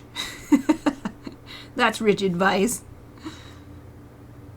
But that just means I'm an expert in pushing myself too hard and the negative consequences. And I don't wish that on anyone. I wish balance Balance for myself and everyone.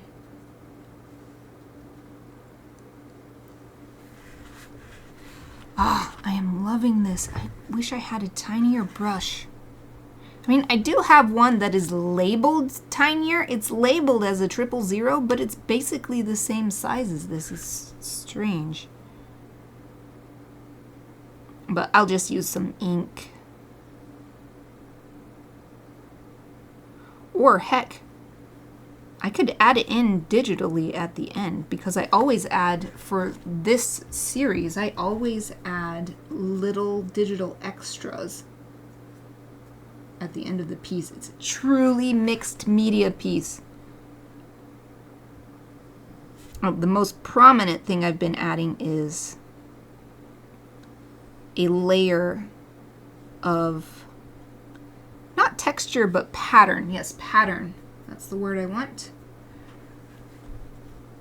On top with a seasonal theme to really reinforce the subject matter.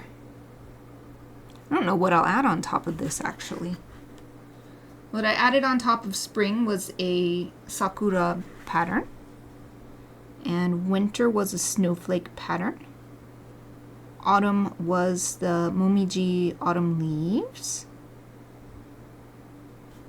Summer. I guess I could just put regular green, well, not green, because it's always a white pattern with a, I don't know, at 20% opacity or something, but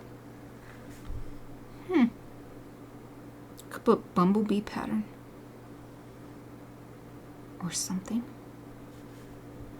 Anyway, what I'm getting at is I could maybe just add those lines like this.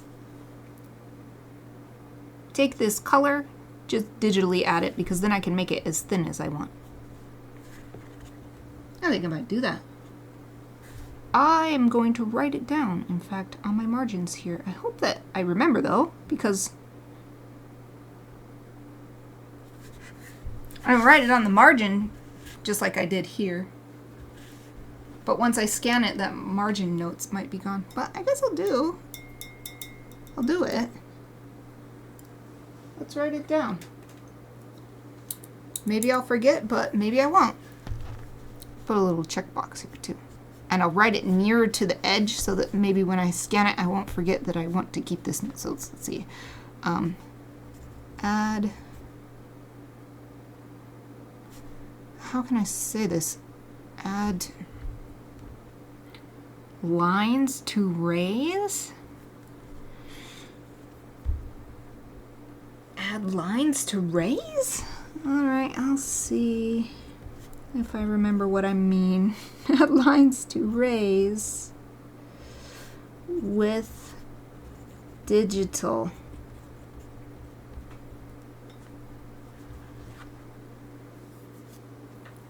I'll draw a sunflower ray and draw the lines on it and point. There! Yay! I should remember. There's a note I put. With that little sketch, I think I'll remember what that means. Yay! Oh, and let me show you up close how this turned out. I like it.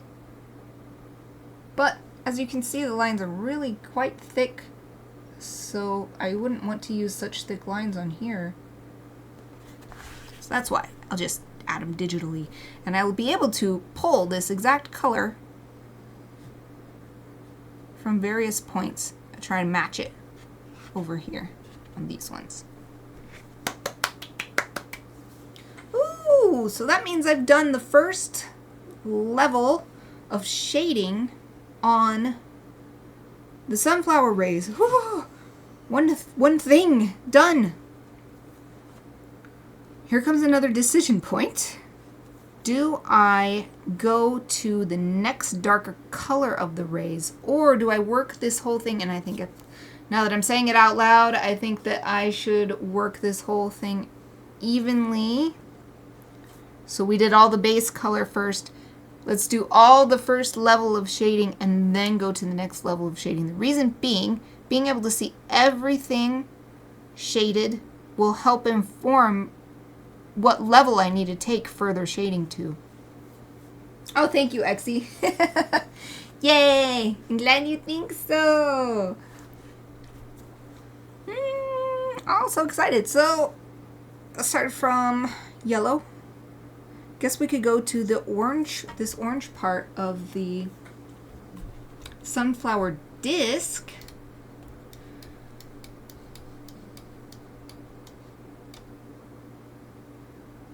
Yeah, there's so much to add. There's so much texture.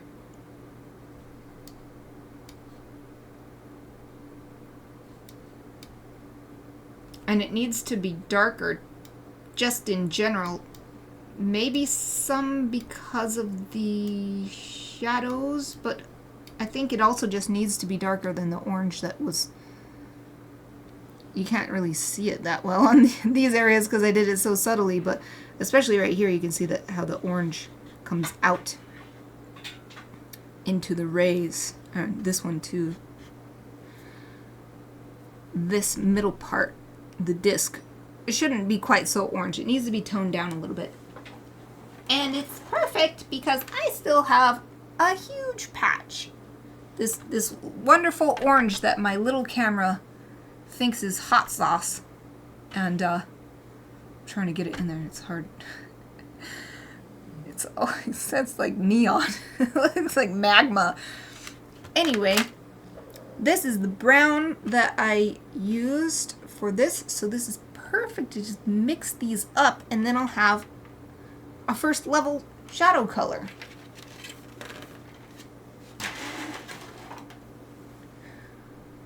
So to mix them up, I'll just use my 1-inch wash brush.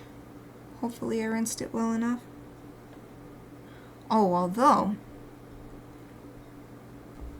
maybe I'll take my break early. I took my break late, so it hasn't even been anywhere near an hour. But why wake up the color just to step away for 5 minutes and let it dry again? So yes, I think I shall take my break early. So as usual, I hope everybody else will also take this opportunity. Give your body a rest. I'm going to turn on my Be Right Back, mute my mic, be back in 5 minutes.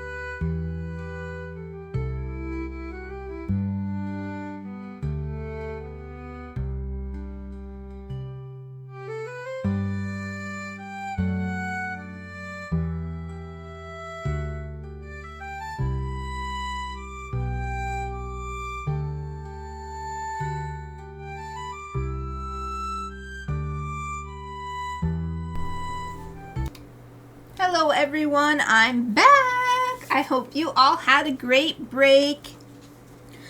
I am all stretched out and had tasty snacks and drinks of water. I actually still feel kind of thirsty.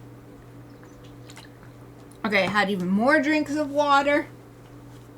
Also walked around, got into some different lighting. Sadly, my beloved clouds have broken up and it's back to a horrible smoky blue sky. It's not just it's been sunny and hot recently, but that the air quality is terrible and so the sky isn't even pure blue, it's smoky blue. Anyway. Thank you, XC. Welcome back to you too as well. Okay, let's get this brush wet again and wake up this orange and brown color like I was saying before. Just didn't want to do this and then go on break and have to do it again, so actually this will be easier. I'm just gonna hold this like this. Try not to drip on my illustration. I'm just waking the whole thing up and mixing it all together. We'll just use this as next. Well, I guess we don't have any shadow color on yet, so this is going to be the first level of shadow color for the disc part of the sunflower head.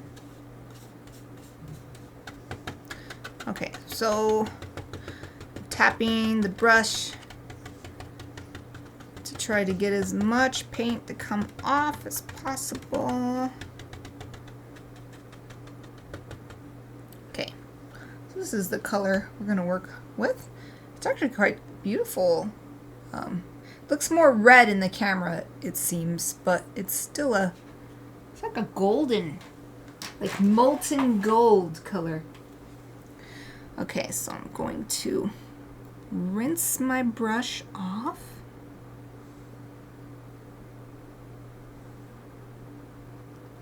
It's not a huge deal if you don't rinse your brush off because it's watercolor, so it'll come off if you just get it wet again. But since I keep using this on all kinds of different colors, may as well rinse it off now so that when I'm ready to use it in a different color, I could just do it.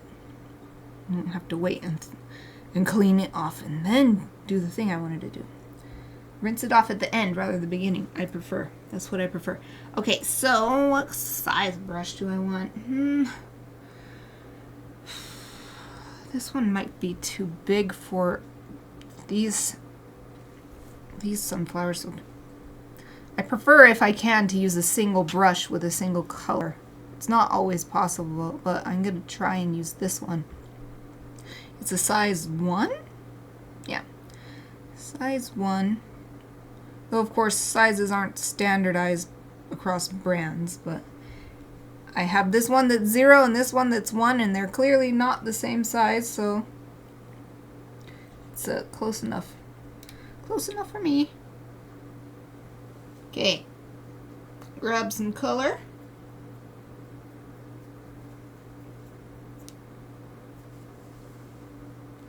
And it's actually kind of hard to decide exactly what to do first, but I kind of want to, if I can, get that cool spiral effect. One of the earlier streams on this project, I was looking up sunflowers on Wikipedia and learned that actually someone has even come up with a mathematical equation to describe that double spiral that sunflowers have. I don't think I can depict it super accurately here, but I'll just do it sort of facsimile. Sort of one of those close enough things. So I'm going to do the first, so it's a double spiral, so I'm going to do the first direction, and then I'll do the second direction. Just adding a line, curving into the middle. I already like how this looks. I'm excited. I'm excited for this. Yay!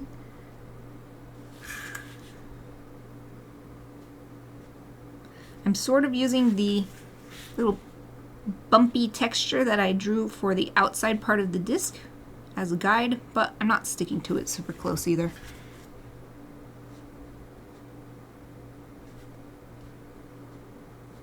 Alright, I'm going to be careful here around these little toes. Alright, so there's the, I'll hold it up close so you can see it better. There's the first spiral. Now I'm going to try to draw the opposite in the opposite direction. So get some more color on my brush. I think I'm going to turn it this way and start. I'll start here. It's hard. It's hard to do it. I did it the naturally for me, easy way. And now doing this opposite direction is kind of hard. But like I always remind myself, illustration is about telling a story, not about being 100% naturalistic and true to the mathematical equation of the sunflower. So don't need to worry about it too much. If the overall effect is, hey, that's a sunflower, then that's good enough.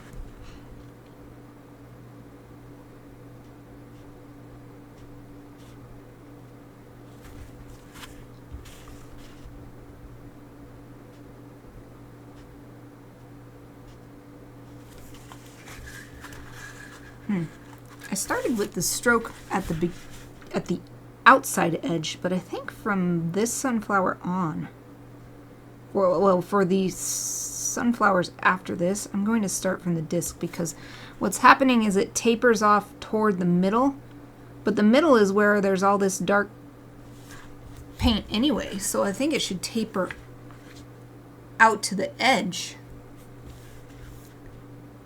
But overall, I like the effect. It kind of got that double helix, or not double helix, double spiral. So let's do it on all the rest of them. Load up the brush again. I mean, I'll see how I don't think I can actually make it. You wouldn't see this kind of detail way back here. So I don't think I'll actually do this effect on these tiny ones back here, but definitely these ones. These are good. Good candidates for this spiral detail. Spiral detailing. Okay, this time, let's start from the center and work out. The reason I started from the outside, I realize, is because I was using those bumps as a guide. But the way the brush stroke lands, let's start from the middle and go out.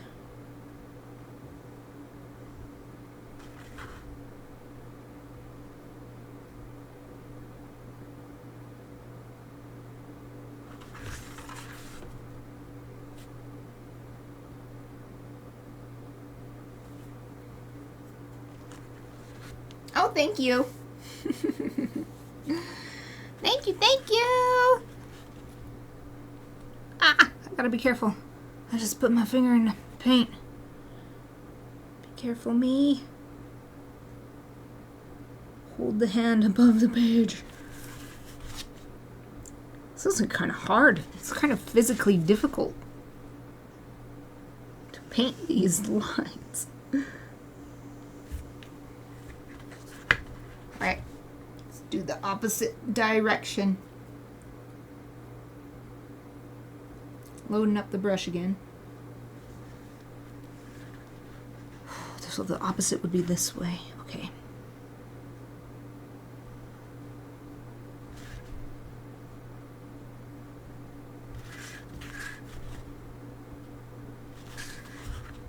Yeah, I do like this better with the taper, with the smaller end being toward the edge.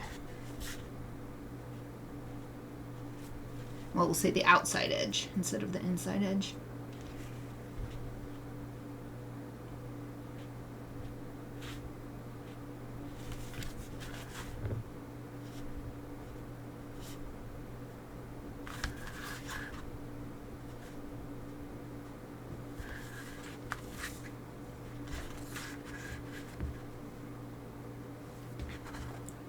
Here's the next one.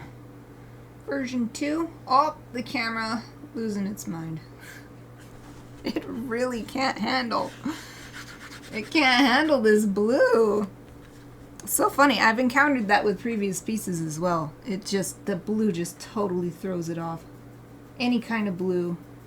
Well, I guess if it's a really dark blue, it's not so much of a problem, but stuff like this. It's like, I don't know what to do. What is white balance?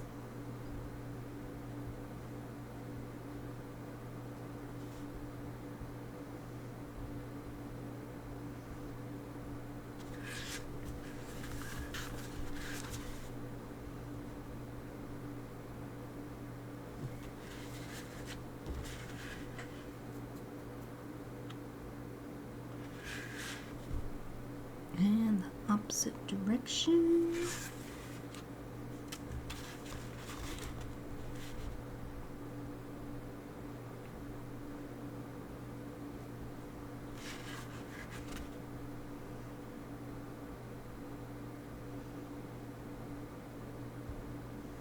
Whee! Third one done. I guess I'll keep holding them up because I feel like I'm not seeing it very well when it's down here on the desk. I mean, I guess it's coming through a little bit here. How many more? 3 more to go. And I think I'll just generally add some brown too. These ones in the background.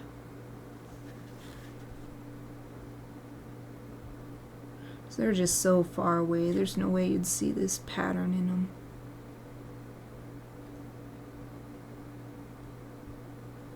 This part's really tough because this sunflower is at an angle.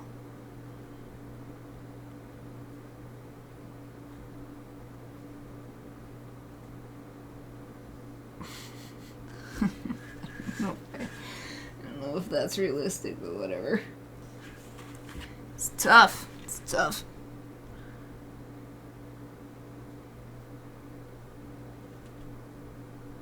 Doesn't have to be perfect. Telling a story. It's about telling a story.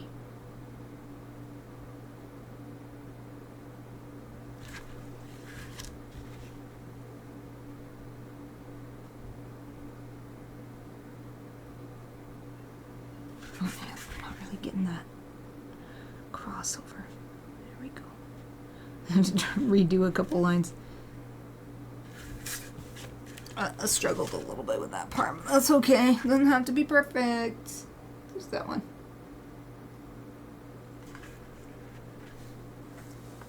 So the thing with this pattern is that I'm not actually seeing it very much. Some of the sunflowers in my reference image, it's fairly obvious, but others it's just sort of a brown circle with like some little dots, which I've drawn spaces for these little dots that I'm seeing. I think I'll use gouache or maybe just digital media, whatever. Whatever seems good at the time.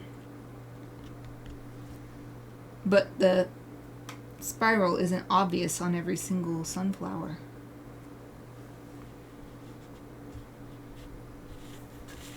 Okay, I'll start right here. So that's why this one was hard, because it's at an angle and I'm not really seeing the sunflower with an angle like that for me to use as a reference in this picture. Not one at an angle where you're seeing that pattern. That's what I'm trying to say.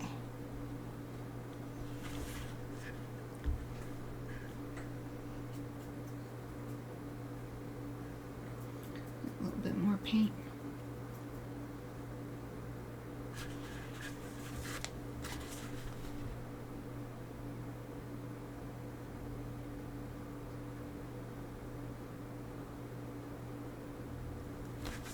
Okay. Opposite direction. It's time to cross the streams.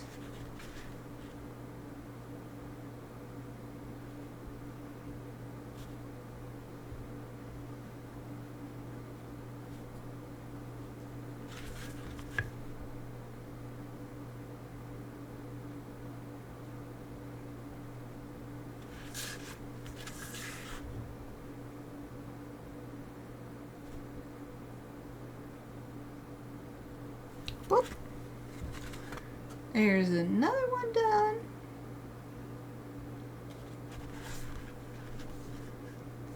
I do think it's an overall nice effect having some pattern in here. I'm not sure. It doesn't make it more realistic, but it makes it more rich in a different way than just color does. Color or lighting. More visually rich. Okay, last one with this pattern. It's a really close up one. And I'm going to do this one as carefully as I can because it's so close to the viewer. It's the best one for actually seeing pattern.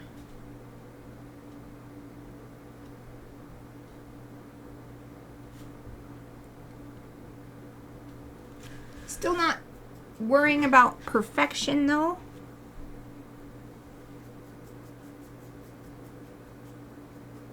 Especially because if it's really, really perfect compared to the rest of them, then it makes the other ones look bad or something.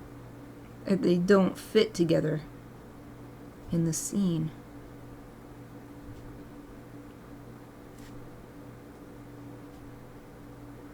But just the idea that you can see more because this is closer. That's why I want to be a little bit more careful.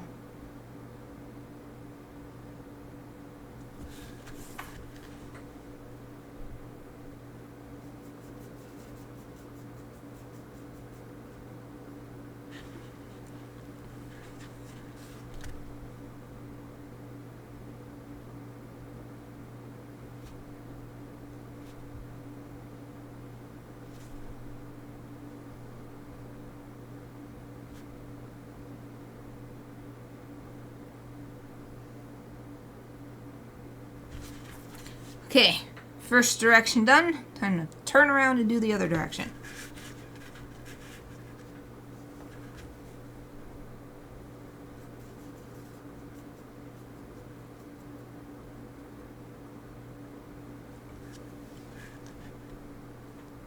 Hopefully this is dry. Okay, I think it is. Yeah, I think it's... because I need to set my hand on there. I think it's okay.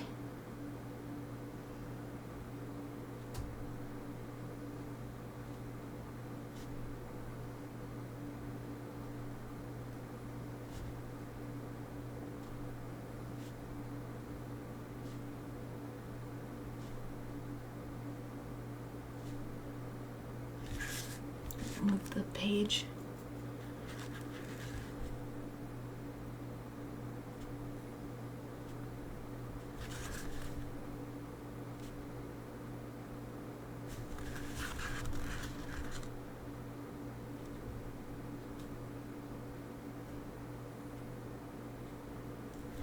There.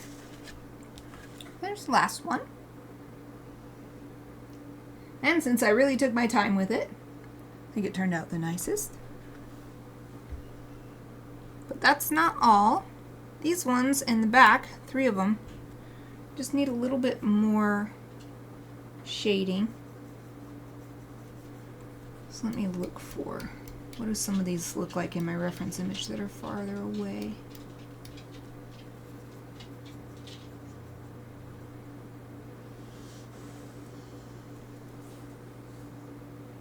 Okay.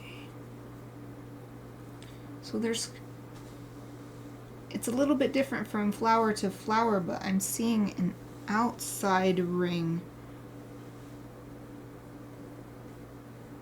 Then one that's not in the center, but the next ring in. Then another ring that's darker and a circle in the middle.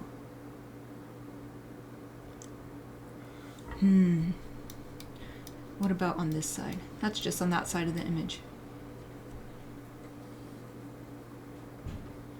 It depends on the flower. Dang. Well, we'll just...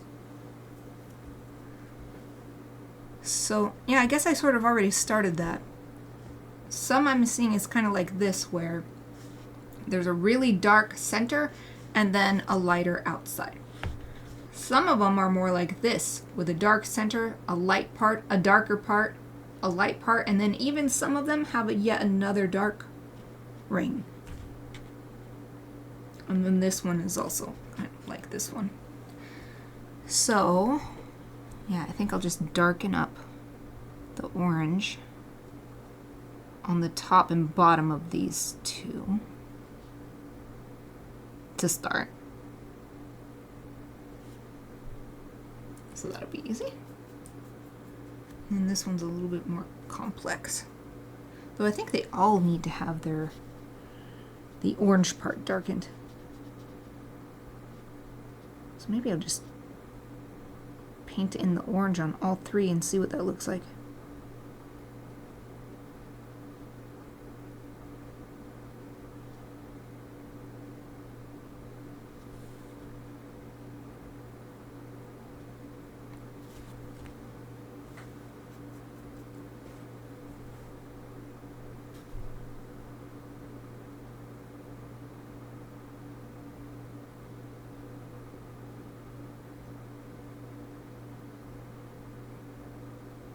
Kind of like this. I'm gonna leave a little bit untouched. It's catching a little extra light or something. It's kind of nice. Maybe I even pull some up with my towel. Down the middle. Boop. Like that. Oh, I pulled up some of the dark brown. That's okay. I can put it back. Can put it back after it's dry. Actually, now I'm looking at it, let's make this part more dark.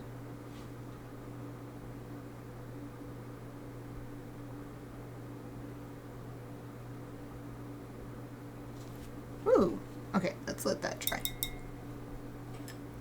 Let that dry as is.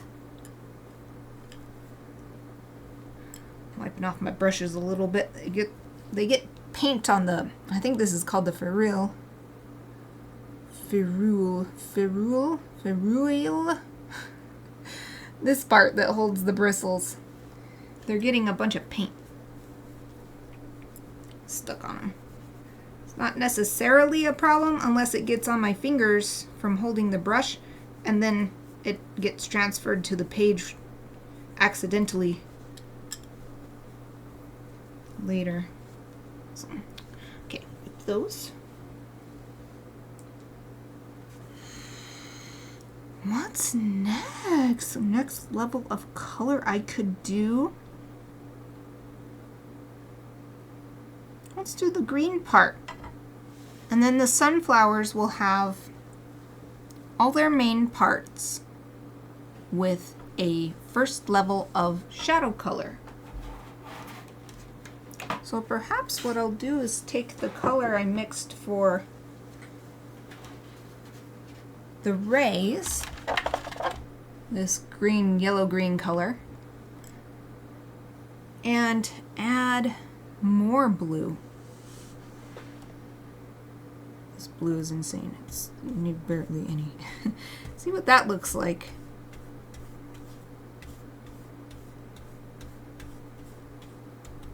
We definitely need more blue than that. I always like using colors across the image. So not just saying green only goes on the stems and leaves. Instead, taking that green and mixing it up. And oh, now we have a shadow color for the rays. I feel like it makes the piece cohesive because various pigments are being used all over the place. But since they're in different ratios, you get a different color experience depending on the section you're looking at.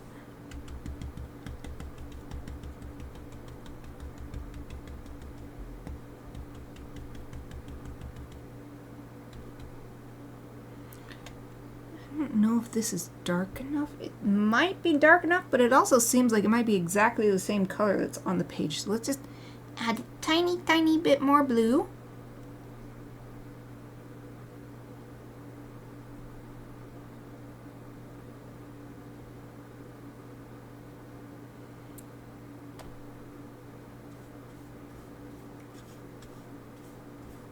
Oh, I forgot that during my last break I wanted to grab the box of colors to actually see what the proper color names were, but oh well.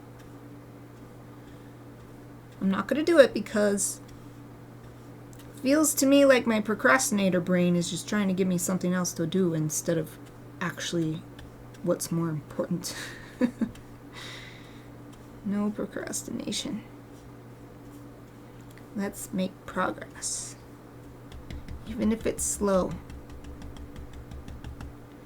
Yeah, let's try this. I think this is a nice shadow color for the green parts. And that should be plenty. There's not very much showing. So rinsing out the brush. The water is still clean enough that I can see the little smoky swirls of paint coming off, so I can tell if the brush is actually rinsed well. That's good enough. Set that down. Set this back over to my left. And bring the illustration back. What size? This one is gonna be too big for there, so let's go back to the size 1. It's quite a versatile brush. I mean, I love round brushes. It's called round because it's sort of a rounded tip. And that means that you can get a really thick line if you press hard. Or if you just use that tip, you can get a really thin line. I love it. I rarely use anything other than wash brush and round tip brush.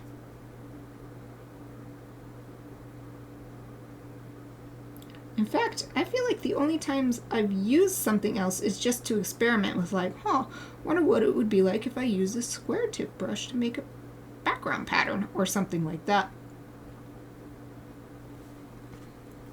Okay. Adding shadows. Definitely nice dark shadow here. And probably down here.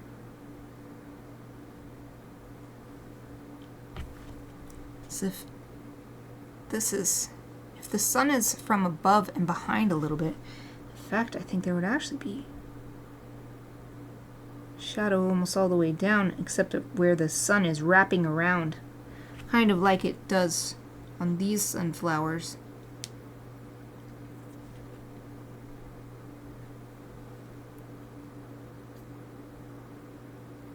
Yeah, when I look at my reference. So I was just using my imagination here, but I was like, wait a minute, I have a reference. And indeed, that's what I'm seeing. It's a dark core with a light outside on both sides. And it doesn't seem to matter where in this field of sunflowers it is, as long as it's up close to the top, which all of these that are being depicted are, and maybe this part is low enough down that it's just no sun is reaching at all. But most of these are going to have this dark core with light outsides. So the sun's wrapping around both sides.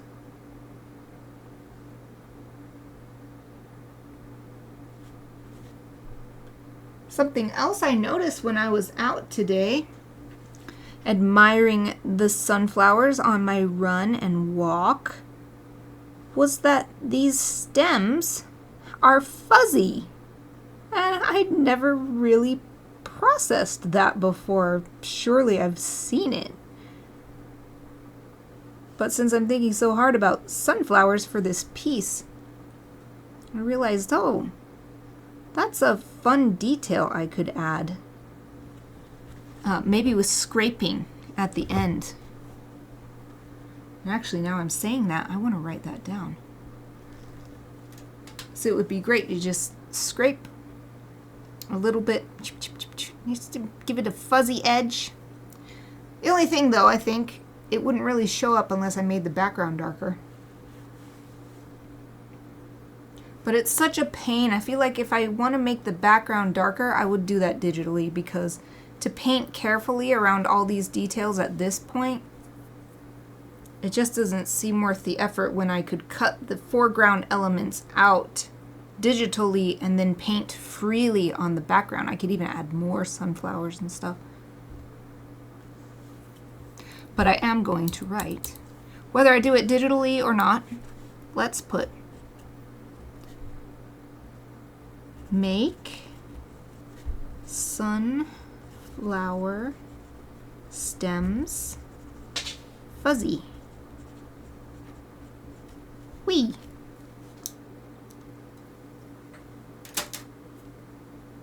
Alright, back to painting.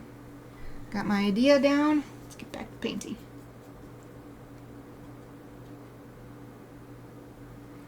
Alright, so my first leaf. There's more to be done on this stem, but I want to work from up to down. This first leaf, I believe what I'm seeing is the underside of the leaf. So I'm going to find a leaf like that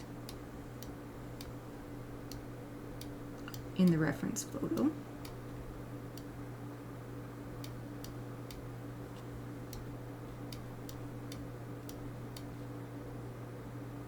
Oh, here's a good one. Zoom in on this one. It's kind of blurry, but it's the perfect angle. Maybe I even based this one off of this one a little bit. These ribs and stuff aren't quite the same. There's no hole in the one I'm looking at, but this is excellent because the leaf, like these rays around the sunflower head, is translucent. So, looking at this, I can see following the ribs and then spreading out the color seems to be the way to go. When the stem is thicker, so it's darker. Something like this. And now I'm going to clear my brush of paint. Just let it be a little damp and sort of drag the color out.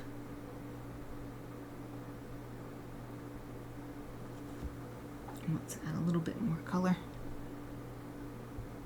You want the color to be closest to these ribs and then just spreading outward from there.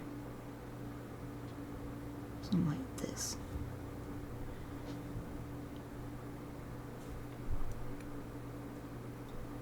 I'm trying to be super careful with my water. I don't want to add too much water because then these rib areas will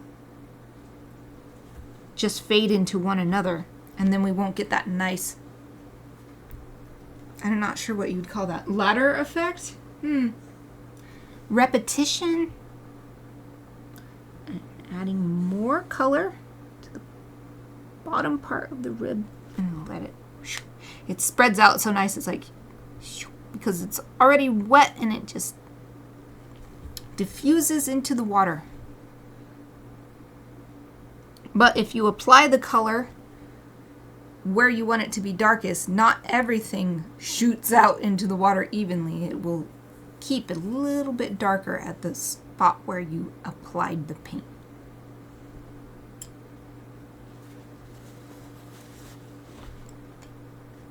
Just want to smooth this. This gradient isn't as smooth as the other two, so I'm going to try to soften it up a little bit. Let's just leave it like that. I think that's good enough to be getting on with. I want to add a little bit of shading around the edge of this hole in the leaf to help show that it's a hole, because the leaf is not perfectly flat. It actually is three-dimensional.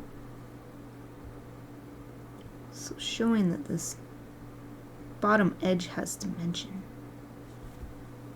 adds to the fullness of the leaf. Okay, this leaf. Let's find one that kind of looks like that. Zoom out in the reference image.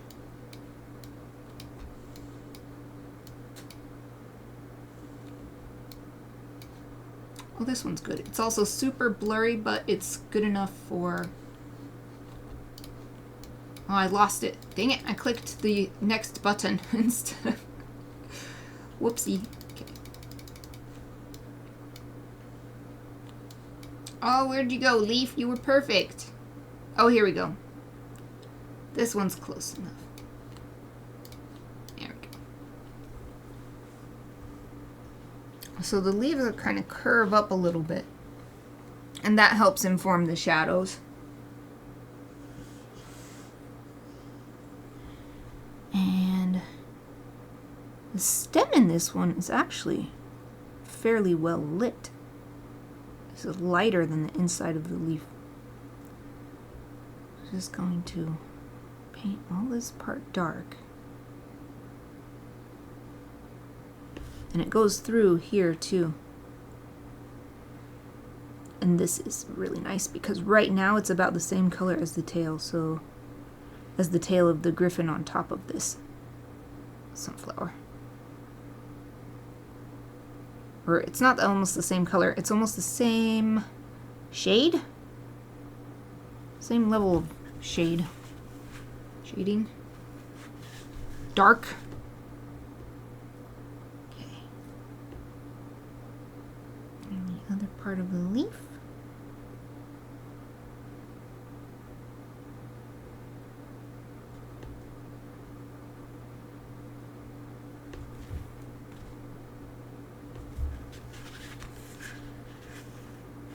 Pretty good. And let's say that as it gets closer to the stem, it does catch a little shadow. And then I did not actually paint the rest of the stem on this leaf over here, so let's get that.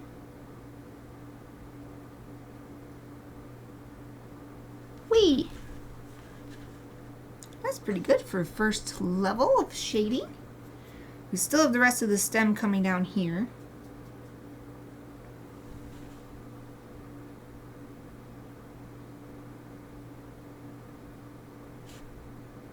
And let's say that as it comes this far down, it's starting to have more light blocked, and so it doesn't have that outside edge lit up like up here. Yay, another one done. Let's do this one next.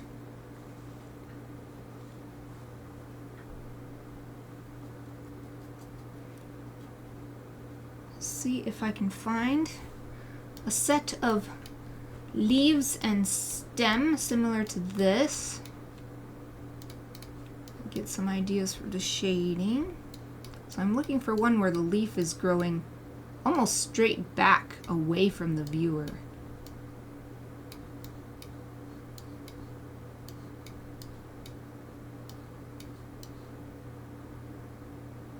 This is similar, but it's not quite. It's not quite.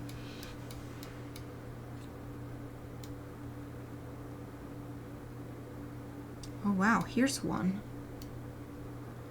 Oh, but we don't have this leaf coming forward, which, with how different the lighting looks on the one going back, I feel like I want to make sure I have one coming forward. If I can find one. If not, then I'll kind of splice it and use my imagination.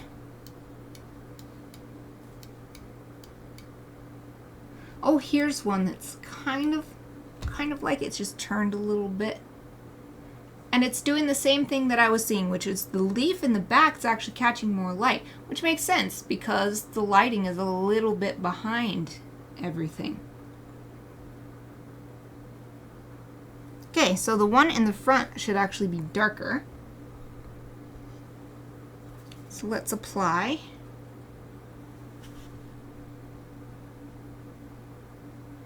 Shadow color to alter this leaf in the front.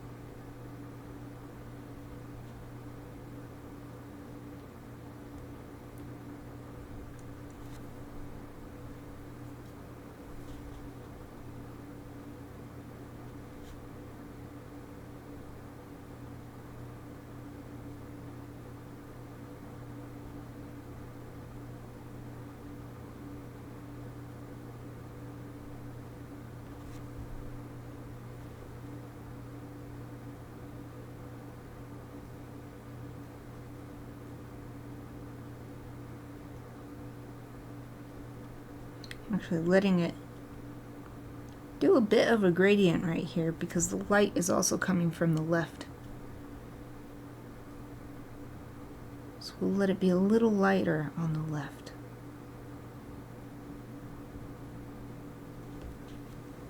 Let's get a little bit more color in here though. Especially as the leaf is curving down. Should be a lot darker on that part. Oh yeah, this is good. Yay!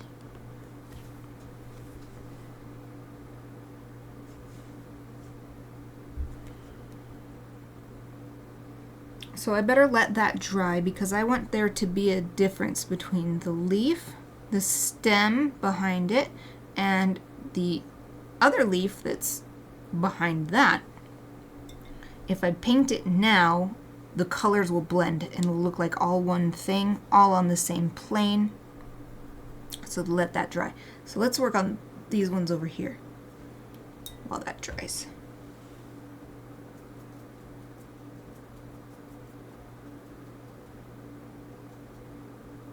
And now that I've done a few leaves, I'm feeling pretty confident in being able to add the shading without finding references.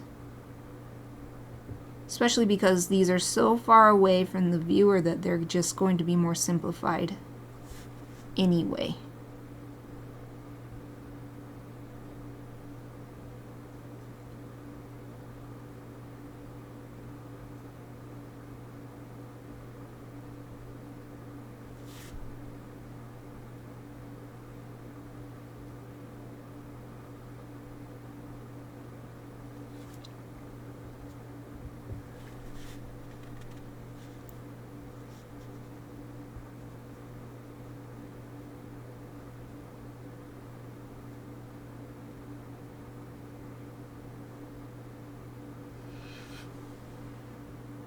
Eva just heaved a sigh.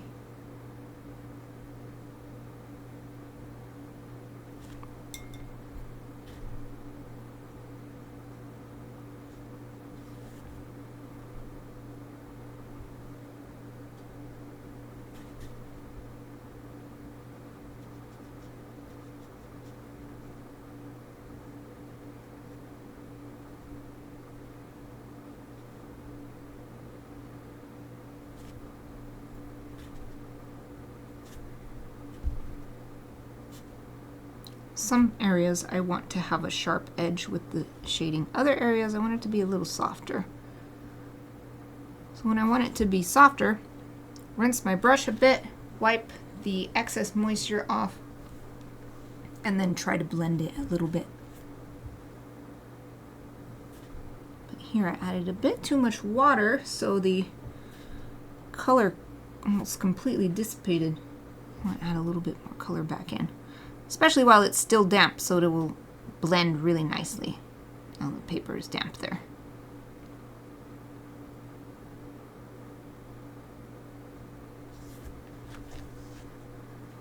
All right, this one.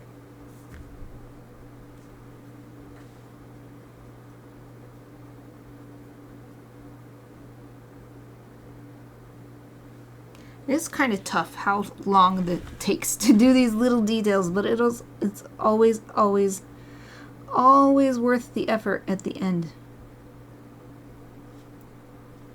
Like I was saying earlier, it's worth it to spend the time doing something that you're really proud of when you're done. Because I actually used to make a lot of work that was like really easy to finish, finished quickly, and maybe there was the initial buzz of, yay, I got something done, but when I'd look at it later, I'd be disappointed in it. And when I look at these pieces later, I'm not disappointed. I'm always happy to see them, even with pieces that are quite old now. I'm still proud enough of them and pleased with them to like keep them in my online portfolio and stuff, because I feel they still accurately reflect what I do and what I want to do.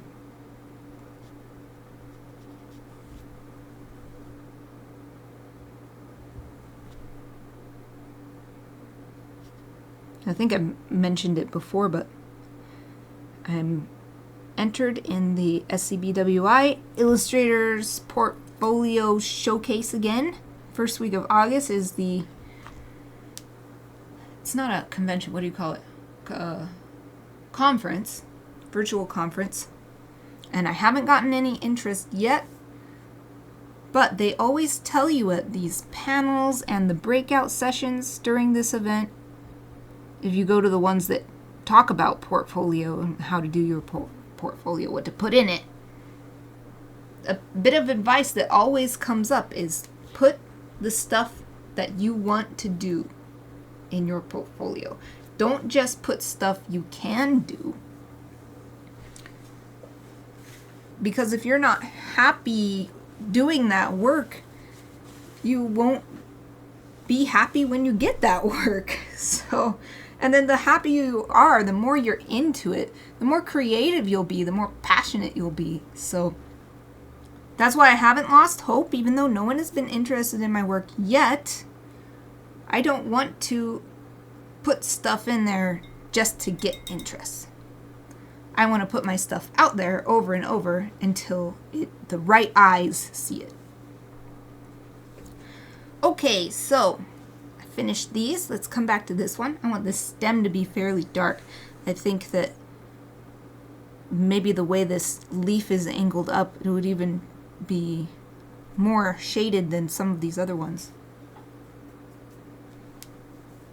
Yay, I'm glad XD agrees. So important. And I used to not follow that advice. I didn't think of it. I was like, oh, if I can do art to make money, then I'll be happy. No, nope, that's not how it works, actually.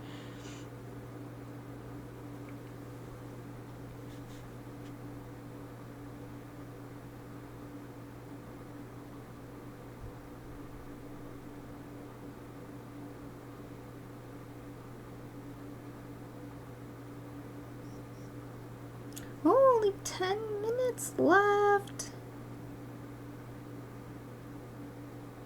We should definitely be able to get these greens done. Oh, and the stem continues on down here. Just barely, just a little sliver here. Ah, it's so nice to get more depth in the colors now. Okay, so I want that to dry before I do anything on this final leaf. So while I'm waiting for it to dry, since there's no more little background leaves to work on,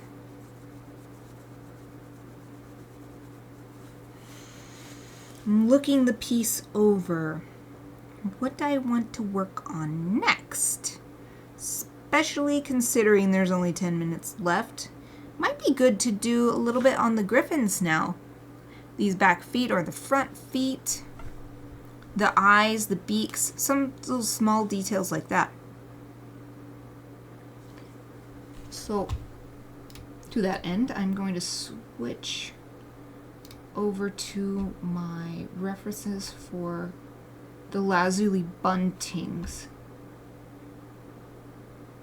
No, actually, I'm going to do the water vole first. These lighter ones. I like to work from light to dark. So I've got this reference that shows the back foot of the water vole, which is mostly what I need. Maybe a little bit of the tail too. This one you can see the tail is brown on this one. And we've got these feet on these two too. So we got the feet, tail, feet, feet. Well, I say feet, but only one back foot is showing per Gryphon, but we know that there's another foot back there. So what color do I want? I don't have anything mixed yet. I might just use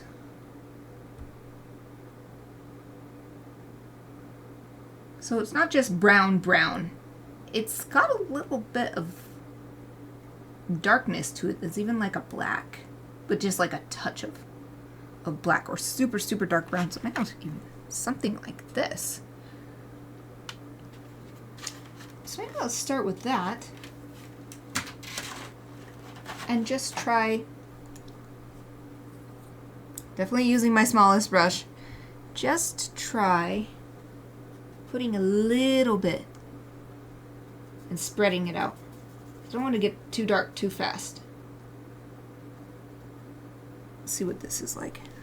I'm going to turn it this way so I don't get my hand in that area that I'm waiting for it to dry. So it comes out from here.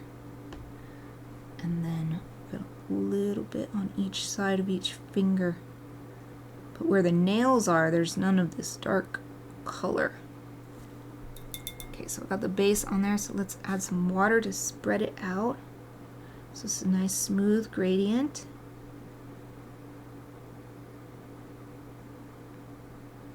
And so the nails will start showing up not because of painting the nails, but from painting around the nails. So I've got to protect that area and not add too much paint. Yeah, that's a good start. Yeah. So now, well, actually I'll hold it up because it's such a tiny little area. That's that back foot. Already starting to look like there's a little toenails on it. Okay, let's do the tail too. It's a similar idea.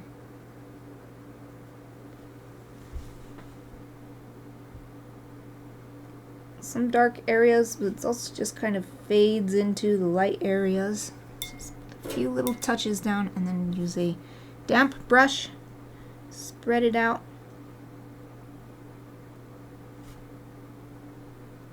Actually, this will probably have a similar shading technique to the stems on the sunflowers, or yeah, the stalks. The stalks are the stems,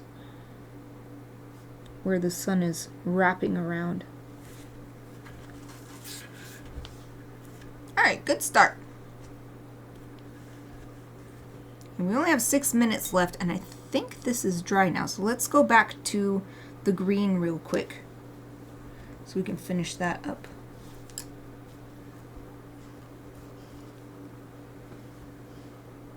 And a bigger brush back. Oops. My thingy did not refocus after I held it up close. Camera, how come some days you don't want to work with me?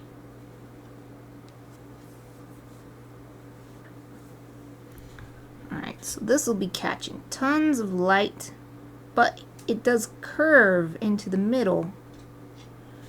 And it's a little curved on the outside too. And it has that thickness I was talking about before. So I'm going to add some shading with that in mind. And spread it out with a damp brush.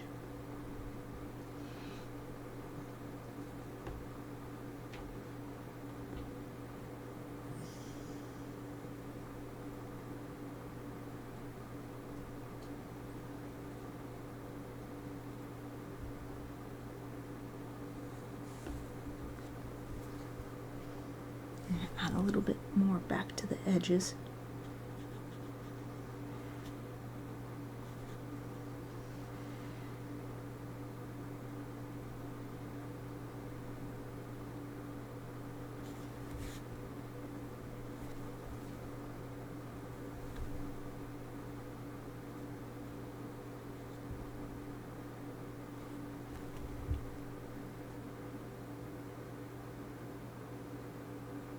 Okay, I think that's good enough for the first pass. Let that dry and get back to these little water vole feet.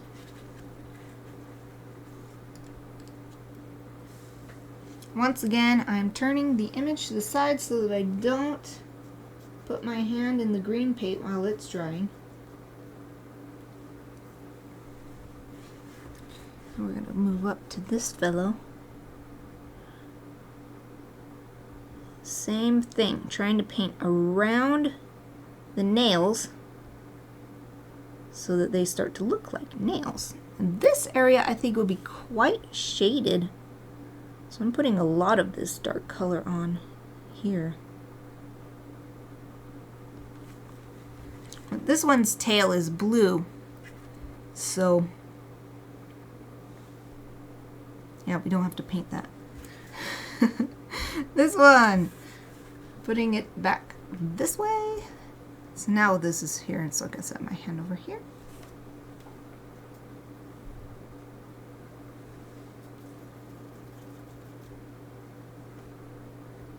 Ooh, only 2 minutes left.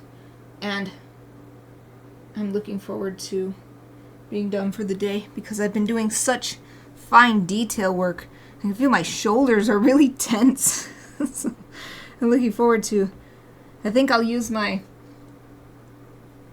I wonder if it's still in here. I have this little cool shoulder massager thing.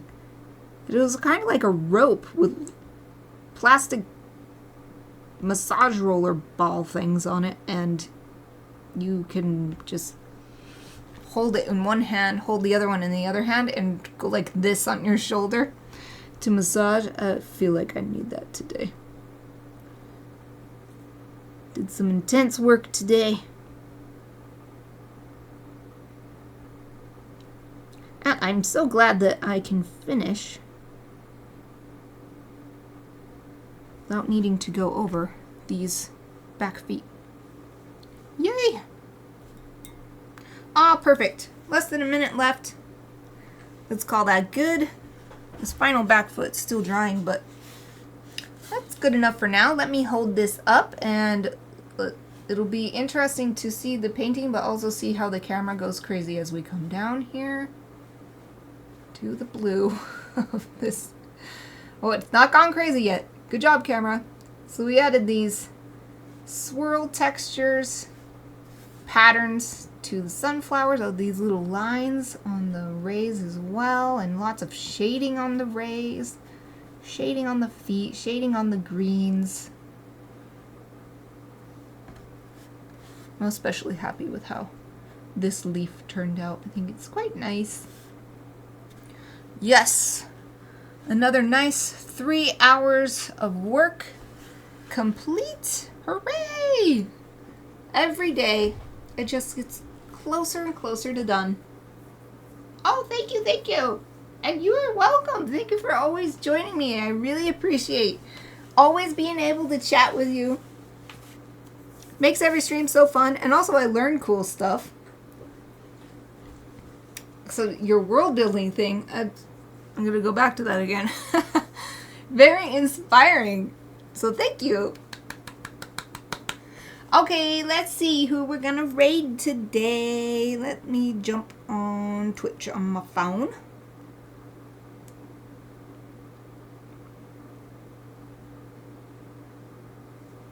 Oh, Casey Snow Art is streaming. Well, it says stream about to start, but let's head over there because she popped in today to chat with me. So I want to go over there and return the favor.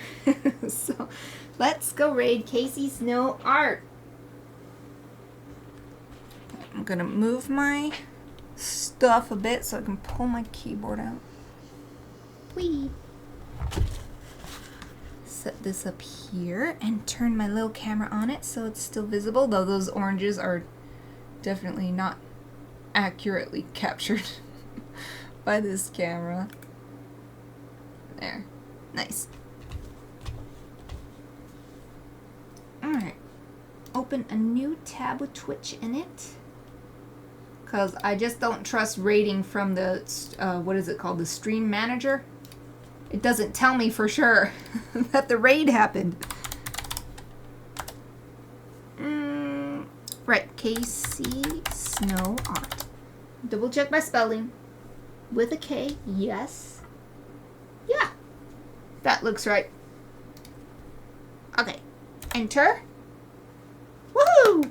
Okay, the countdown has started. So let me thank you for joining me today. I really hope to see you tomorrow. I'll be back at the same time as usual with more work on this illustration. But the raid is ready to go. So let's go. Yay. The raid worked. So if you are still on my channel now, or watching the recording later, that's it for me today. I'll be back tomorrow, as I said. Hope to see you then. Thank you for watching.